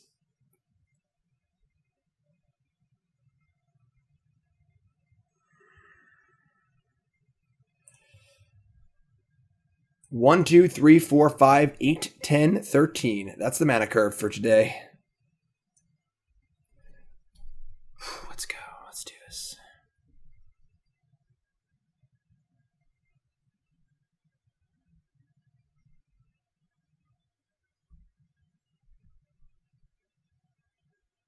Sideboard feels a little weird. Skylashers feel pretty narrow. Like, Mystical Dispute's already pretty good against Spirits deck. I don't know how popular Spirits is. We need Skylasher. But wouldn't mind a couple, like, Disenchanty effects or something like that. And shore up the Solar Artifact matchup a little bit.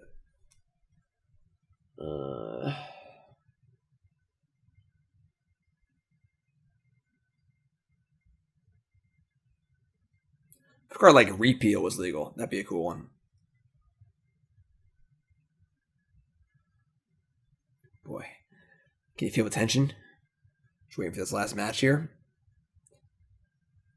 Unexpected results. And I must lie, we are getting pretty unexpected results. I did not expect to be 4-0 at this point. Though we'd have some fun, cast some spells, whatever. But we are, this is actually pretty legit so far. I'm not gonna lie. I wish I had played this deck in the charity tournament last weekend. Alright. Going for the 5-0. Looking for the trophy. Hanging out with some big spaghetti monsters. On the play. Let's go. Our opener is good. Our opener is very good. So we gotta go Passage on turn 1, but it's fine. Shotgun 2 for Spiral. Results on 3.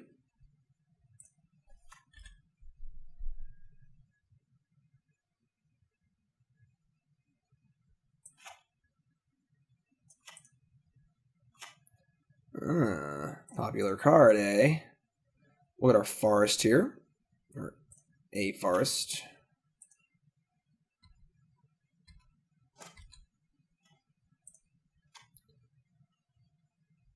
We'll shock and we'll say go. Our Promise is also a really good draw. I'd say our hand is very, very good.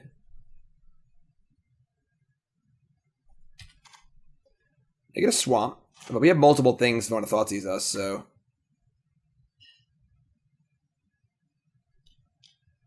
Jace, Varin's Prodigy. Alright, so probably like Sultai Delirium. Should probably be good for us, I would assume. Alright, put in Shrine. Grazer's not great, but... Alright, land or big spell here. Here we go. Haven't spun the wheel in a while. Let's see how that feels. It feels fine. Hero's a medium hit.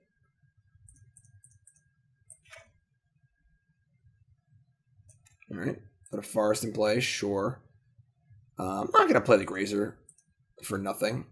So, as long as I don't Thoughtseize me, I have Our Promise next turn, which feels awesome. So, and if I do Thoughtseize us, we're pretty close to getting Euro back. So,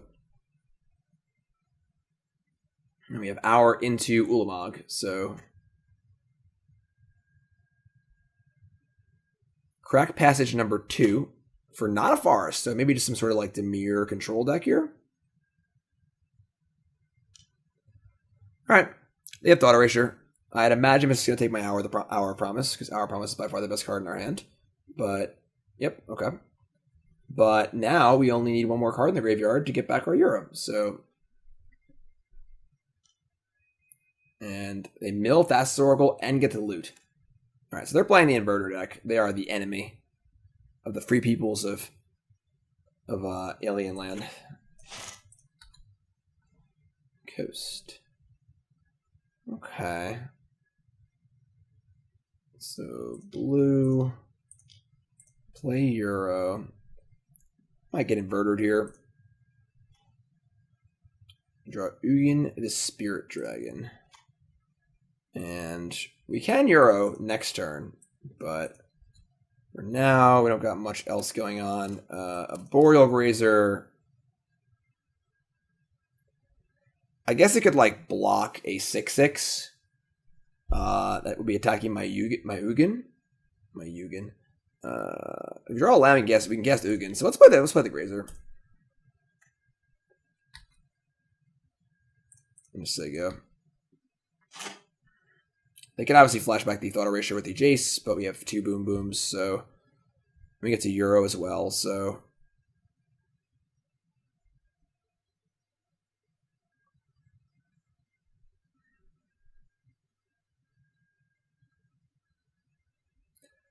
Tense game here. A hush falls over the crowd.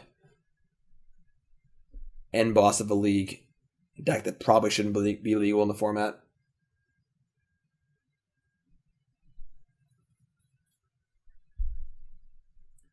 Thassa's Oracle. Drowned Catacomb. Alright. Jace, Wielder of Mystery. So please draw a land. We draw a land and Ugin cleans us all up. They're going to target themselves and mill 2, draw a card. Alright. Big land. They draw Inverter, Oracle. Alright. Big land draw. We need a big land draw. I'm going to shrink my Arboreal Grazer. It's very, very rude. Big land draw, big land draw, big land draw. Oh, yeah, give it to me. Eugene would like to come play. -4.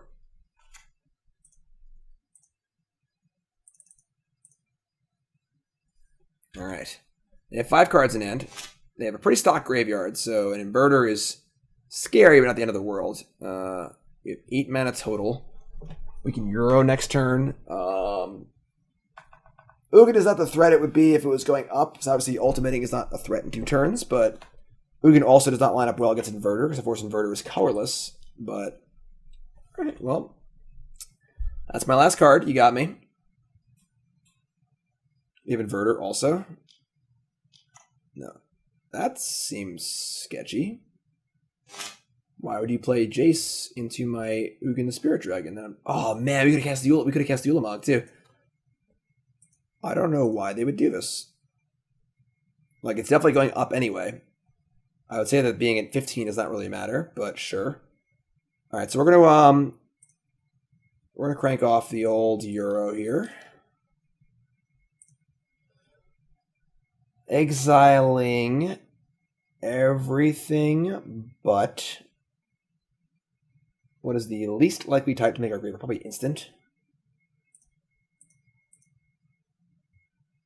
Oh wait, I did everything. It was a Euro too. They have ways to exile? I don't think so. We can safely exile the other Euro, I think.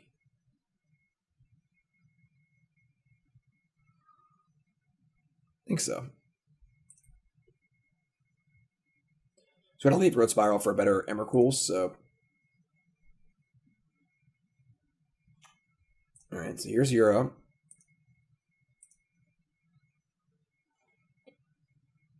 Play Shrine.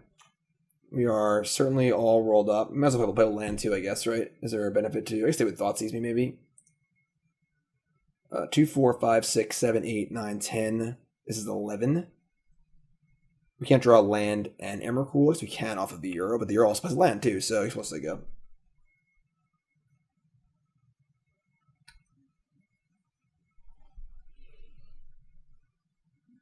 End step. You have a dig through time? Sure. It can still combo us, obviously. We can't really interact with that super well, aside from like Ulamogging their lands or something. They find an Inverter off this and they cast the Inverter. We're on a really fast clock, but there's not really much we can do about it. So we have 2 draw steps. Getting to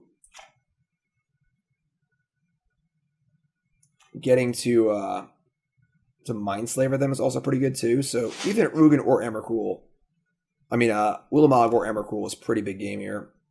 That's a pretty good draw. I think if I push my thing now.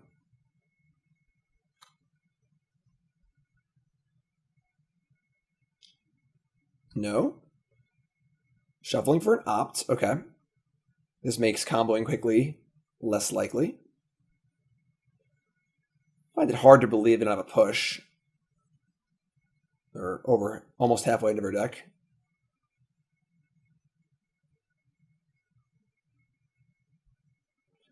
Casting Dig Through Time again. Sure. That is once again a card that probably should not be legal in the format, but sure, that's fine. We're doing unfair things too. I get it. I understand.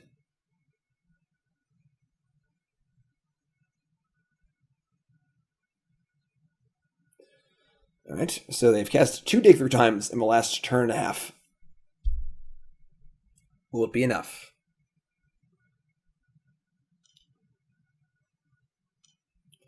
Downfall on my Euro. Wise choice.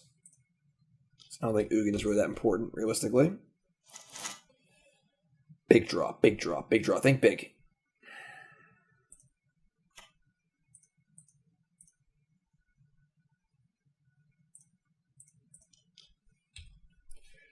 Alright, and they have 4 cards left. I mean, they could just Inverter Oracle kill us.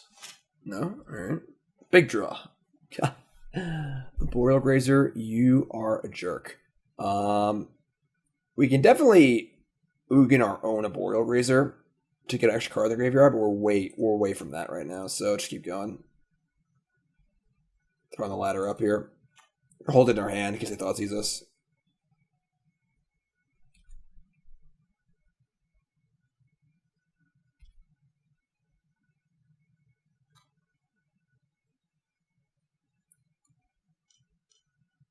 Downfall the Ugin. Alright, so once again, not ideal, but honestly, unless Ugin ultimated, it wasn't doing much anyway. It was killing them, I guess, but oh god. Opt, sure. So the card in the graveyard. Oh. Okay, that's not an inverter. There's milled inverter, so they only have 2 inverters left. Opt again, okay. They bottom, cool. Can you please draw a Boom Boom? We put all these Boom Booms in our deck for a reason. That's not a Boom Boom. It's not bad, but it's not a Boom Boom. You have so much mana.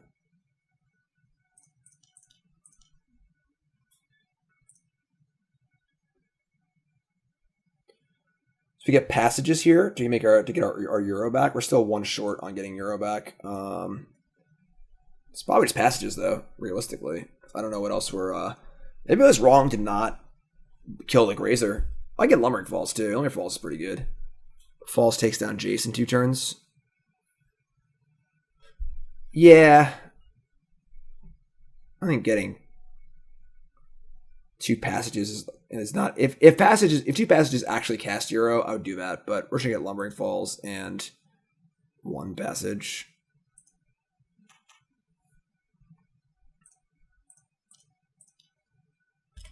No tricks. It's pretty clear that we're playing at sorcery speed for the most part, so whatever.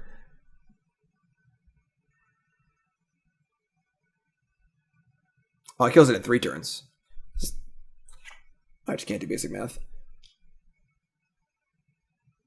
I mean, they're giving us a lot of turns here. That's another Arboreal Grazer. Alright, I mean, I should have upkeep sacked this. We didn't draw a forest, so it doesn't actually matter, but just a mild percentage point we could have saved there.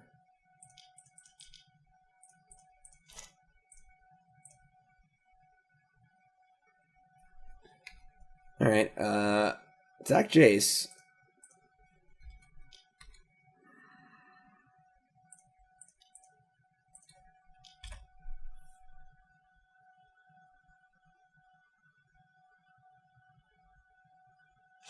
Again, I don't think attacking them is reasonable. If this ultimates, though, they could just, like, in theory, win the game with it by itself. That's inverter number 3 and Ashiok Nightmare Muse.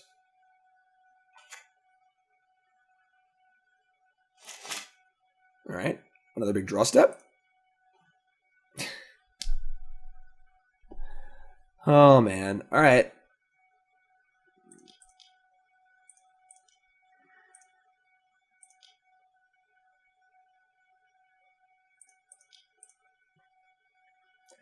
This allows us to get Euro back, I suppose.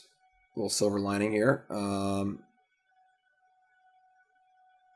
don't even know what we would want anymore. And I guess we're not going to attack Jace's turn if we'd rather just Euro. So, although I guess if we Euro and we draw a good threat and they Thoughtseize us, that could be bad. And they probably have an answer to Euro too. Maybe I should attack this Jace. Yeah, I'm going to attack Jace, I think, because next turn we can Euro and then play a big threat also. If I Euro right now, I only have not enough mana to do enough damage. So what's Let's actually just fire up the Lumbering Falls. Again, I think attacking Jace is correct. I know it's a 4-turn clock on them, but a 3-turn clock on Jace. And even if they stop the falls in some way or whatever, just do something, it's like not the end of the world. So kill Jace next turn. They only have 18 cards left, so like Jace is a threat to win the game by itself. All right, we're all in, opponent. We're tapped out. What do you want? What do you want from us? We have 2 draws. They're gonna mill us. Did they draw? Our top 2 cards are lands. It's pretty good for us. They have Ashiok, the other one? No. Another Jace. But why not mill themselves? They're so close to decking. They're going to mill me again. That's so strange. Why would they do that? That doesn't make any sense to me. Alright. Cracked Passage. Get Forest. Big draw step. Oh, you're killing me, Smalls. Alright, blue, green, green, blue. Play Euro. Exile, land, hour. Cast Euro. Draw their F6. Just please draw a big... Oh, we drew a big spell, thank God. Cascade. Emrakul. 8, 2, 4, 6, 7, 8.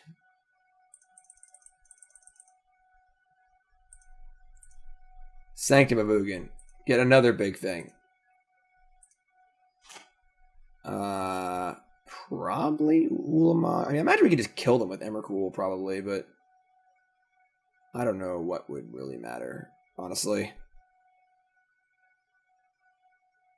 You probably can't even kill the Emrakul because it doesn't die to instance, and it's just gonna kill them. So.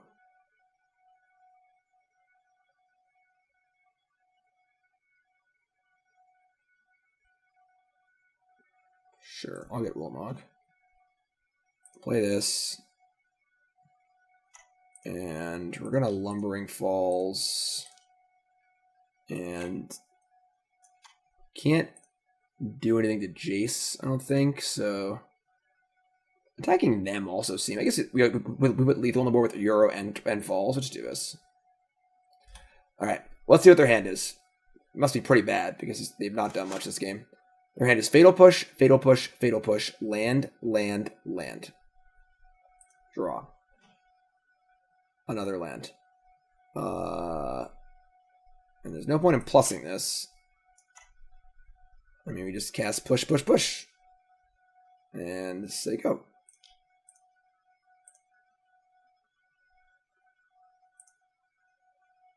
Yeah, that's fine.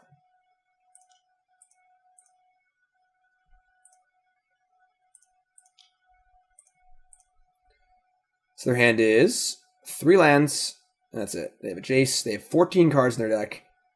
They can't draw Inverter. Probably have no answers to this. This just seems fine. Good luck.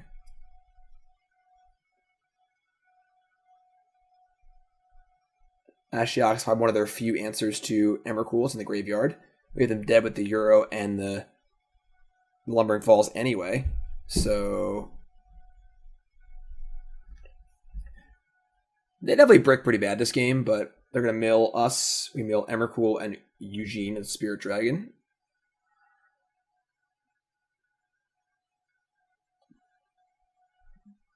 And they scoop.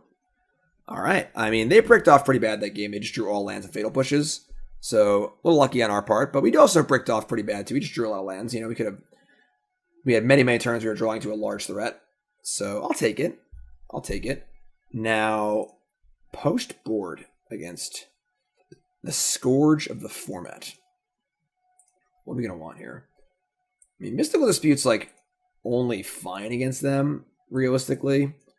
Definitely like the Academies. I kind of like the Coursers too, honestly.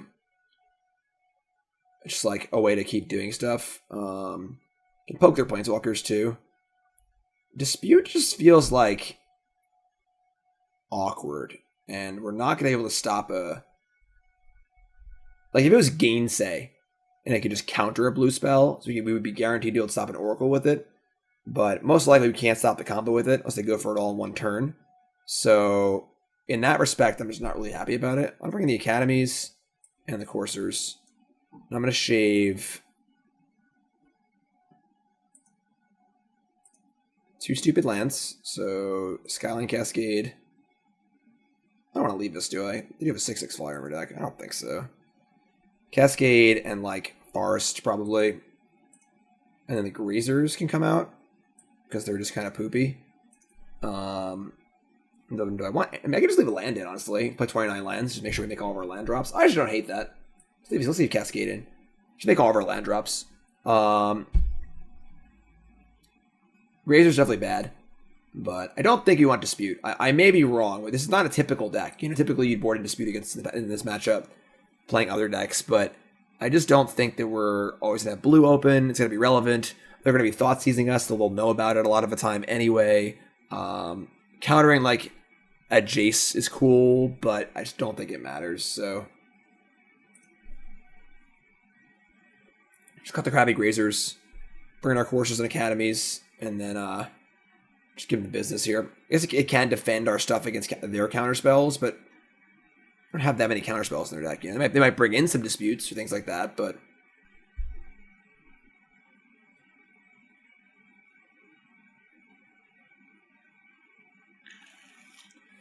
all right. They mulligan to 6. We have a somewhat mopey hand, but honestly, I think this is a pretty fine keep.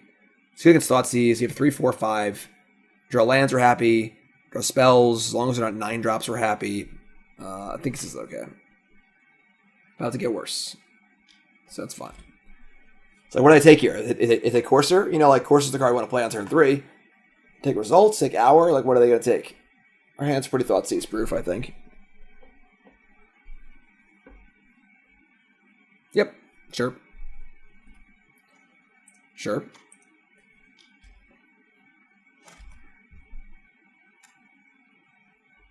I suppose a Jace Vryn's Prodigy would be bad here, but alright. It's not ideal, but okay.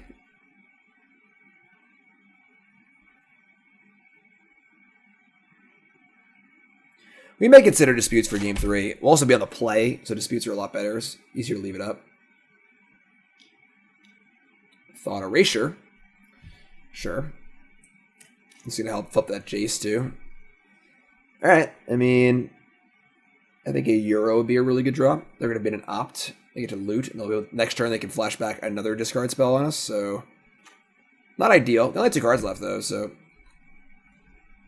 I mean, it's a pretty good draw, honestly. Nice discard spell, lol. Leave that open.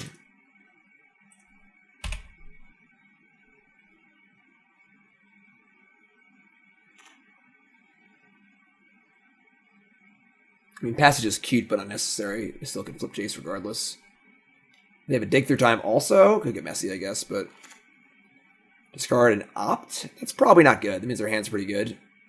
That scares me. That definitely scares me. Alright. It's a Jace Wielder Mysteries. Okay. And a Milled himself. Okay. Plus Jace. Okay. Results off the top, please. Close enough. We do need a land here, so help me out, Euro. Find me a land, please.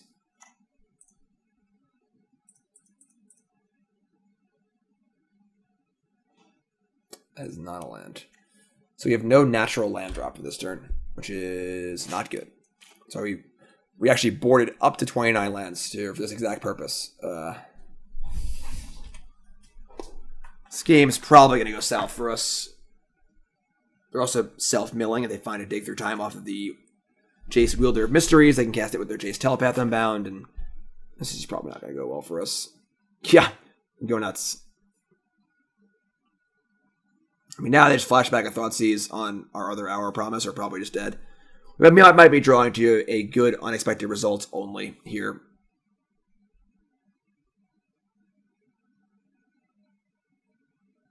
Pretty good hand. They have played, what, 4 discard spells this game? It's turn 5.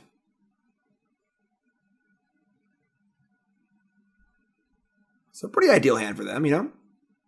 I'm all 6, but pretty good hand.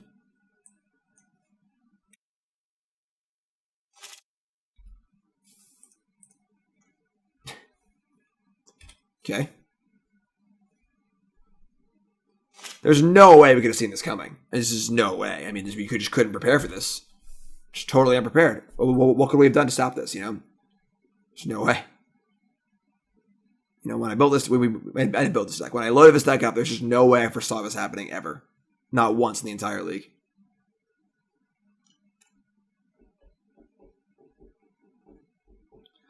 Well, I play Inverter, and our deck's really minuscule. It's 13 cards, but that's still plenty to just kill us to 6/6, so...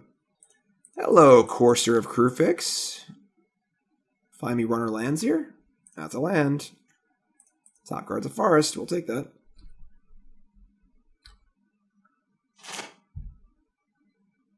Or will we?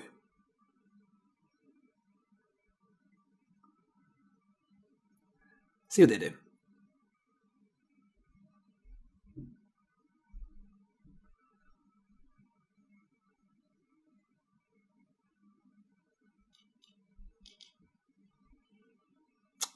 So this is a spot where Ugin the Spirit Dragon is a bit inept. Or else it's dead. That's true too. So, alright, so they win. Pretty good hand for them. I mean, they played 5 discard spells in the first 5 turns and killed us on turn 7 with a combo. So, that's fine. We'll allow that. They seem to be pretty interested in Jace Vryn's Prodigy. Just like, I don't know, I still just don't want the disputes. They just don't seem good to me. I almost want to cut an Ugin for another land. So I just literally never want to miss a land drop. And Ugin is by far our worst threat.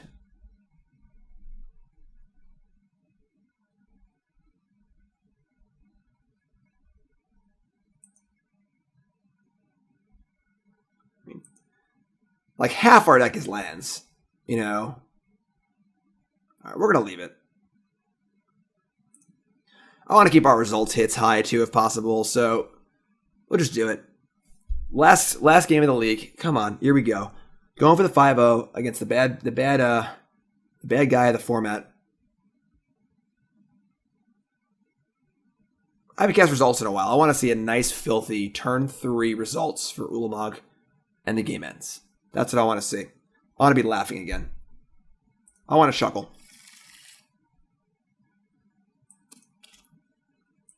I mean, half our deck is lands, but we're going to keep this.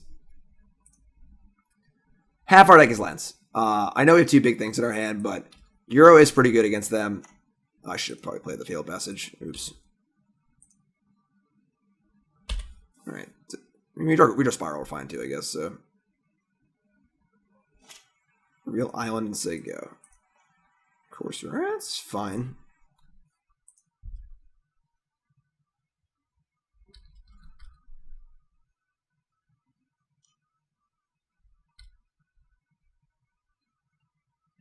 We're going to Euro next turn, I think, over Courser. So we can't be able to play a land off Courser also. So their op goes bottom. They play the island. And they're passing the turn. We get our own island here. So we have some Euro mana. Half our deck is lands. Draw land. Please.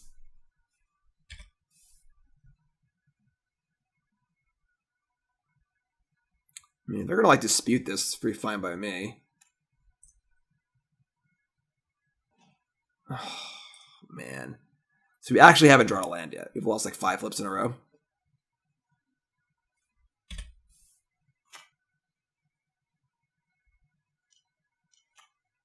Alright, they definitely have dispute in their hand. So now we've drawn the land, but I'm pretty sure we just play Courser here. I'm just sure they have dispute.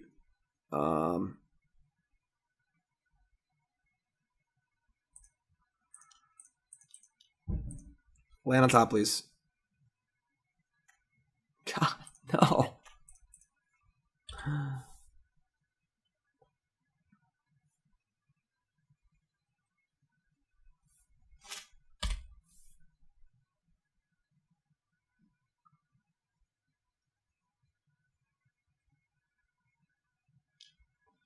Alright, they're gonna loot.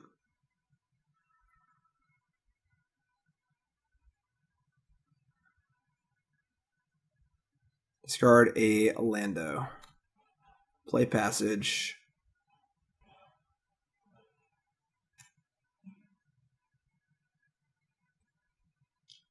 And play Opt. Alright, so no, if they slam Inverter, we're just like terrified, but Opt goes bottom again.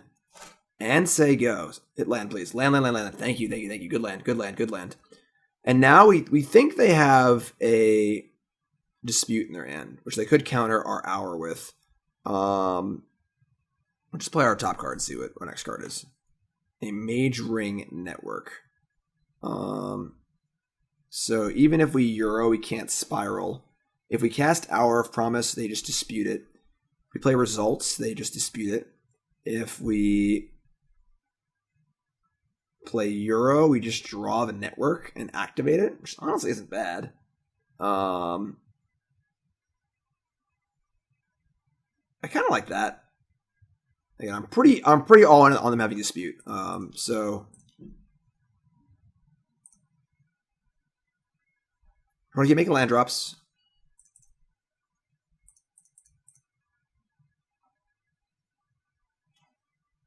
Sure. Not unhappy our top card's a land, even though we obviously could, we don't necessarily draw lands anymore, but we're now very close to casting Ugin, and Emrakul's honestly getting close too. And our hand's pretty stacked as well, so one or two Thoughtseize is not going to tear it apart.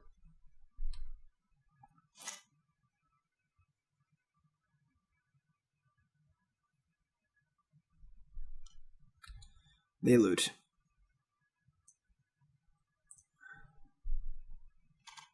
Discard Swamp, flip Jace. So they've discarded 2 lands, and they play a land, so they're definitely a little flush with lands here. And there's your Thoughtseize. That's fine. This also makes our Emrakul cost less, which is a nice side benefit. We'll be able to cast Results through a Dispute next turn. Not Hour, though. We can cast Ugin next turn, but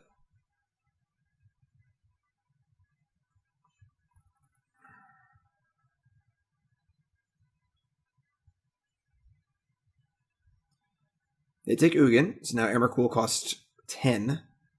I would imagine they're going to flashback Thoughtseize here and then leave up Dispute again, so might be all in a nice flip here, honestly. So you probably take Emrakul here. Okay. Alright. Add a storage counter and draw. Definitely don't hit a land on top. Play Passage. Top card is Ugin. So you can go Results with... No, we can't leave up Results and Growth Spiral, unfortunately. But we're definitely casting Results. We have to attack the Jace, too.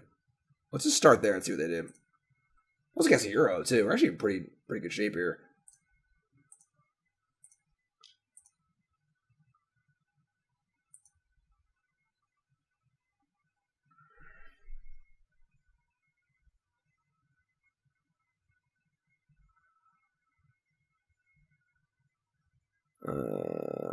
If we cast the Euro, we can't play anything else. It does play around. It does play around the Dispute. It does make future Emrakuls cost more. This is an interesting spot. So we think they have Dispute in their hand. I'm almost positive they have Dispute in their hand. We could cast Results to spin the wheel, but that's a pretty high fail rate, realistically. We've already discarded 2 big things. Can't play Hour around the Mana Leak. And then, so our options are Results, spin the wheel, or just play Euro and just keep going, I guess. We get a land drop too. Let's play Euro. It also makes they have to deal with the Euro too. Like our Euro is pretty good in play, so let's cast Euro.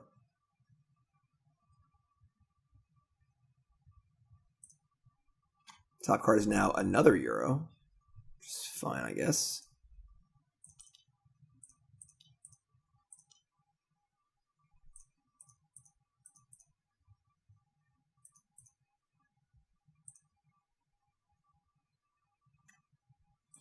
Trigger Euro. Draw another Euro. Play land. Ugin Spirit Dragon on top of our deck, which is not terrible. And so there you go. They have Dig. Alright, they have a Dig. It's pretty good. And they definitely have Dispute because they're living up a blue, so pretty good Dig, pretty good Dig.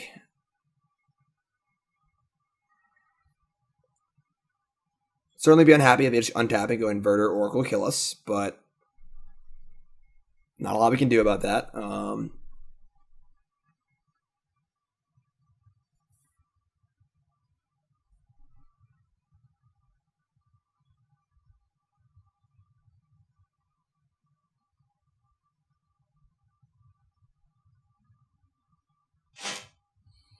All right, here we go. I would prefer if you didn't do bad things to me this turn.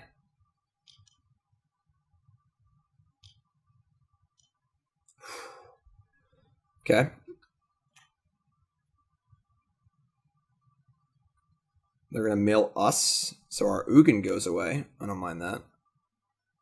They're going to shock. It looks like Euro's getting in next turn. It looks like it is. Okay. And I countered into the network. Draw. Top cards, Yavimaya Coast. Land for turn. Another Ugin the Spirit Dragon. And I mean, I think we just attack them. I mean, they're at 12. Like, we can just draw Ugin and cast it too. We have 2, 4, 6. They can't play Dispute, like a Mana League Dispute. Let's move to combat. Attack them.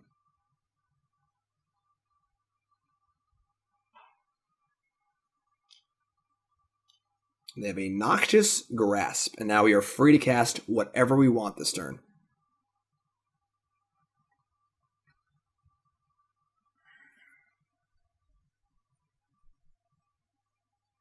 So we can just Growth Spiral and draw Ugin and play it, and then bolt down their Jace if we attack it. The question is that relevant? Is Jace an important factor right now? It does win the game with an Inverter, so I think we actually want to kill the Jace. So let's kill Jace. They also prioritized us not drawing Ugin, meaning that Great Jace seems important to them, so yeah. Alright, so cast Growth Spiral. Draw Ugin. I can't put a land into play.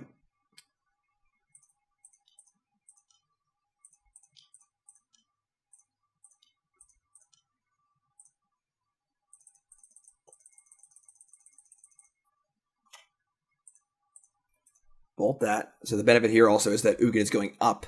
So ultimating Ugin in 2 turns is still a threat.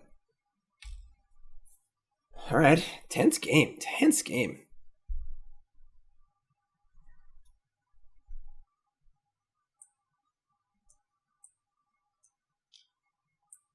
Main phase opt is a good sign. They bottom. Also a good sign. It's so tense. Oh, it's so dense. I want to remind everyone. You can use promo. What do they got? An Ashiok Nightmare Muse. Okay. Which is, I mean, that's like fine. They bounce the Ugin and we just exile a Growth Spiral. Whatever, sure. Okay.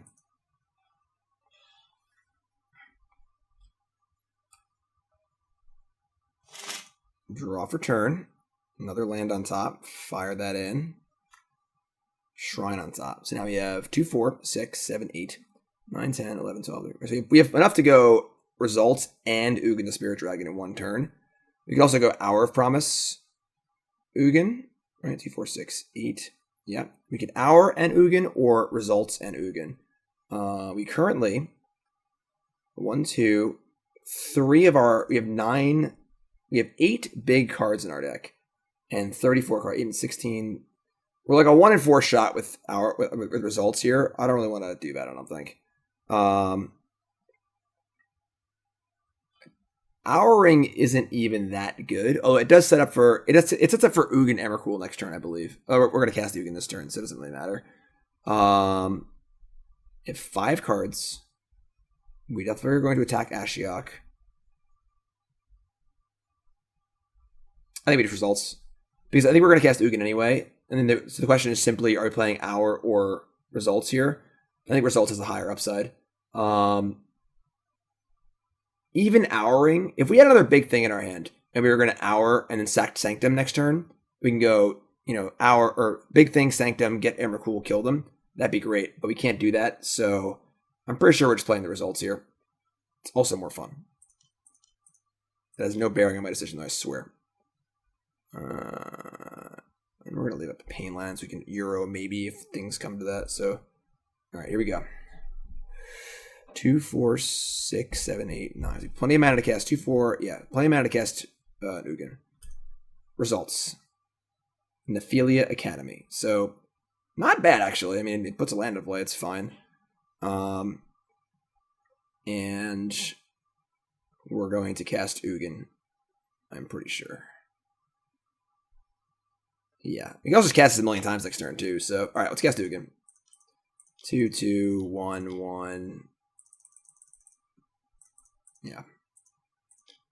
Cast Ugin. Just bolt them. Attack Ashiok. Alright. I mean, again, we are scared of them just like comboing us out of nowhere, but now they have an actual graveyard. So they can't just go Inverter and Oracle in one turn and kill us.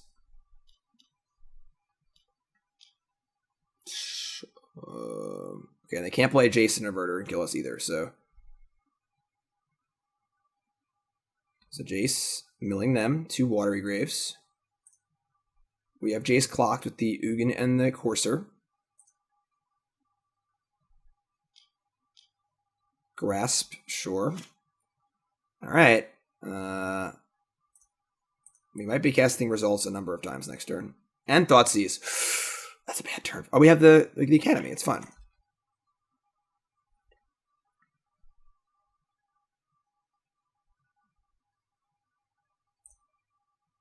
So, back on top of our deck. All right, folks. We're going to spin the wheel a number of times this turn. Let's see what we can do. All right. So 1, 2. We can spin it 3 times. More if we get lands, I guess. We're going to start right there. So Academy, blue, green. I guess here. Right? Blue, green. Yeah. Big money. Our promise. So we lose the ability to result anymore.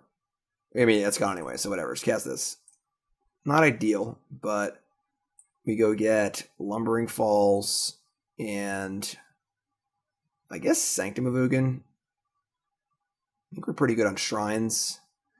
I guess drawing one big thing is probably enough, but we have a lot of mana, so I think it's fine. All right, so do that.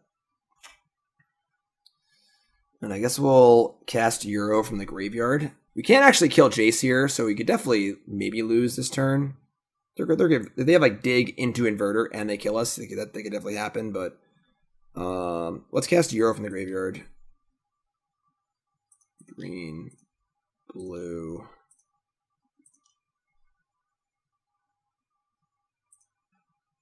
Exiling. Sorcery.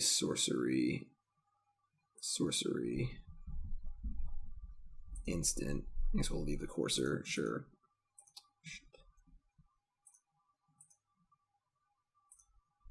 Draw a card. Put a land into play. Yeah.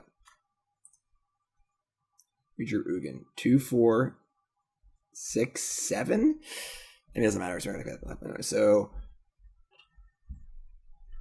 we can Hour again, which we're going to do, I guess. And we're going to bolt, I guess, them. They are pretty close to dead on board, so bolting Jace does nothing. Let's bolt them. Let's play Hour. And hope they can't kill us. It's definitely possible they can, but there's not much you can do about it, so. And we'll just get Shrine Passage. All right. Hold on to your butts. Even a dig, like they have so many cards in their graveyard.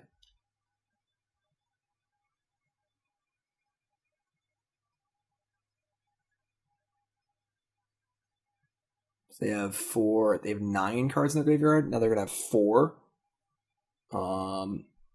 They could play Inverter. I guess if they have Inverter and Oracle, we're dead. And a land, which is certainly very, very doable, unfortunately.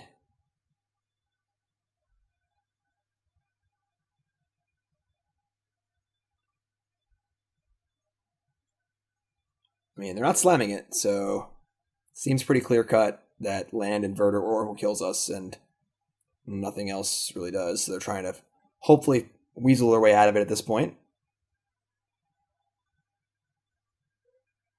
So of course, they will put Dig in the graveyard. They just cast Inverter, have 4 cards in their deck, and they play Oracle, and they have 5 Devotion, so...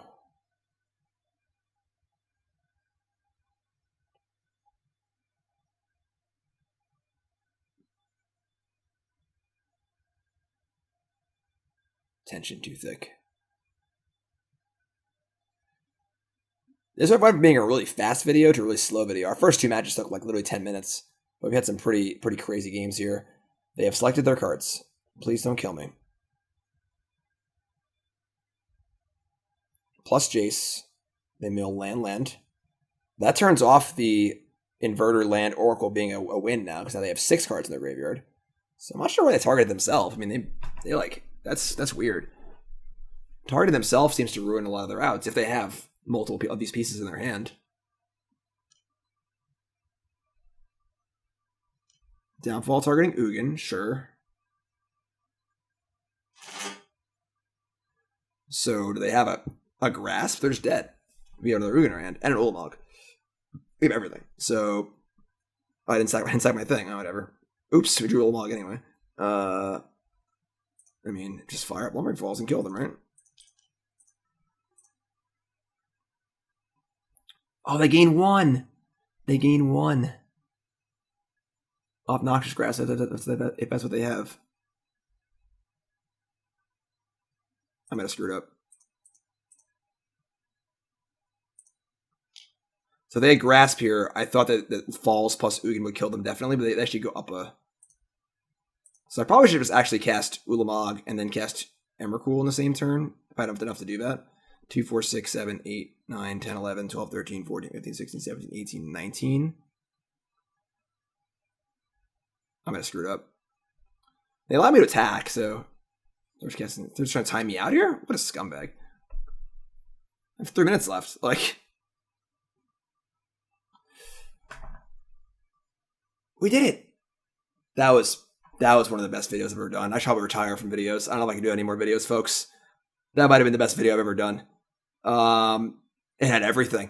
It had suspense, drama, back against the wall moments, a trophy at the end, Emrakul's on turn 3. That was just, I don't think I've ever had a better video than that. I'm gonna have to retire, folks. This might be it for me. I have to find a new line of work.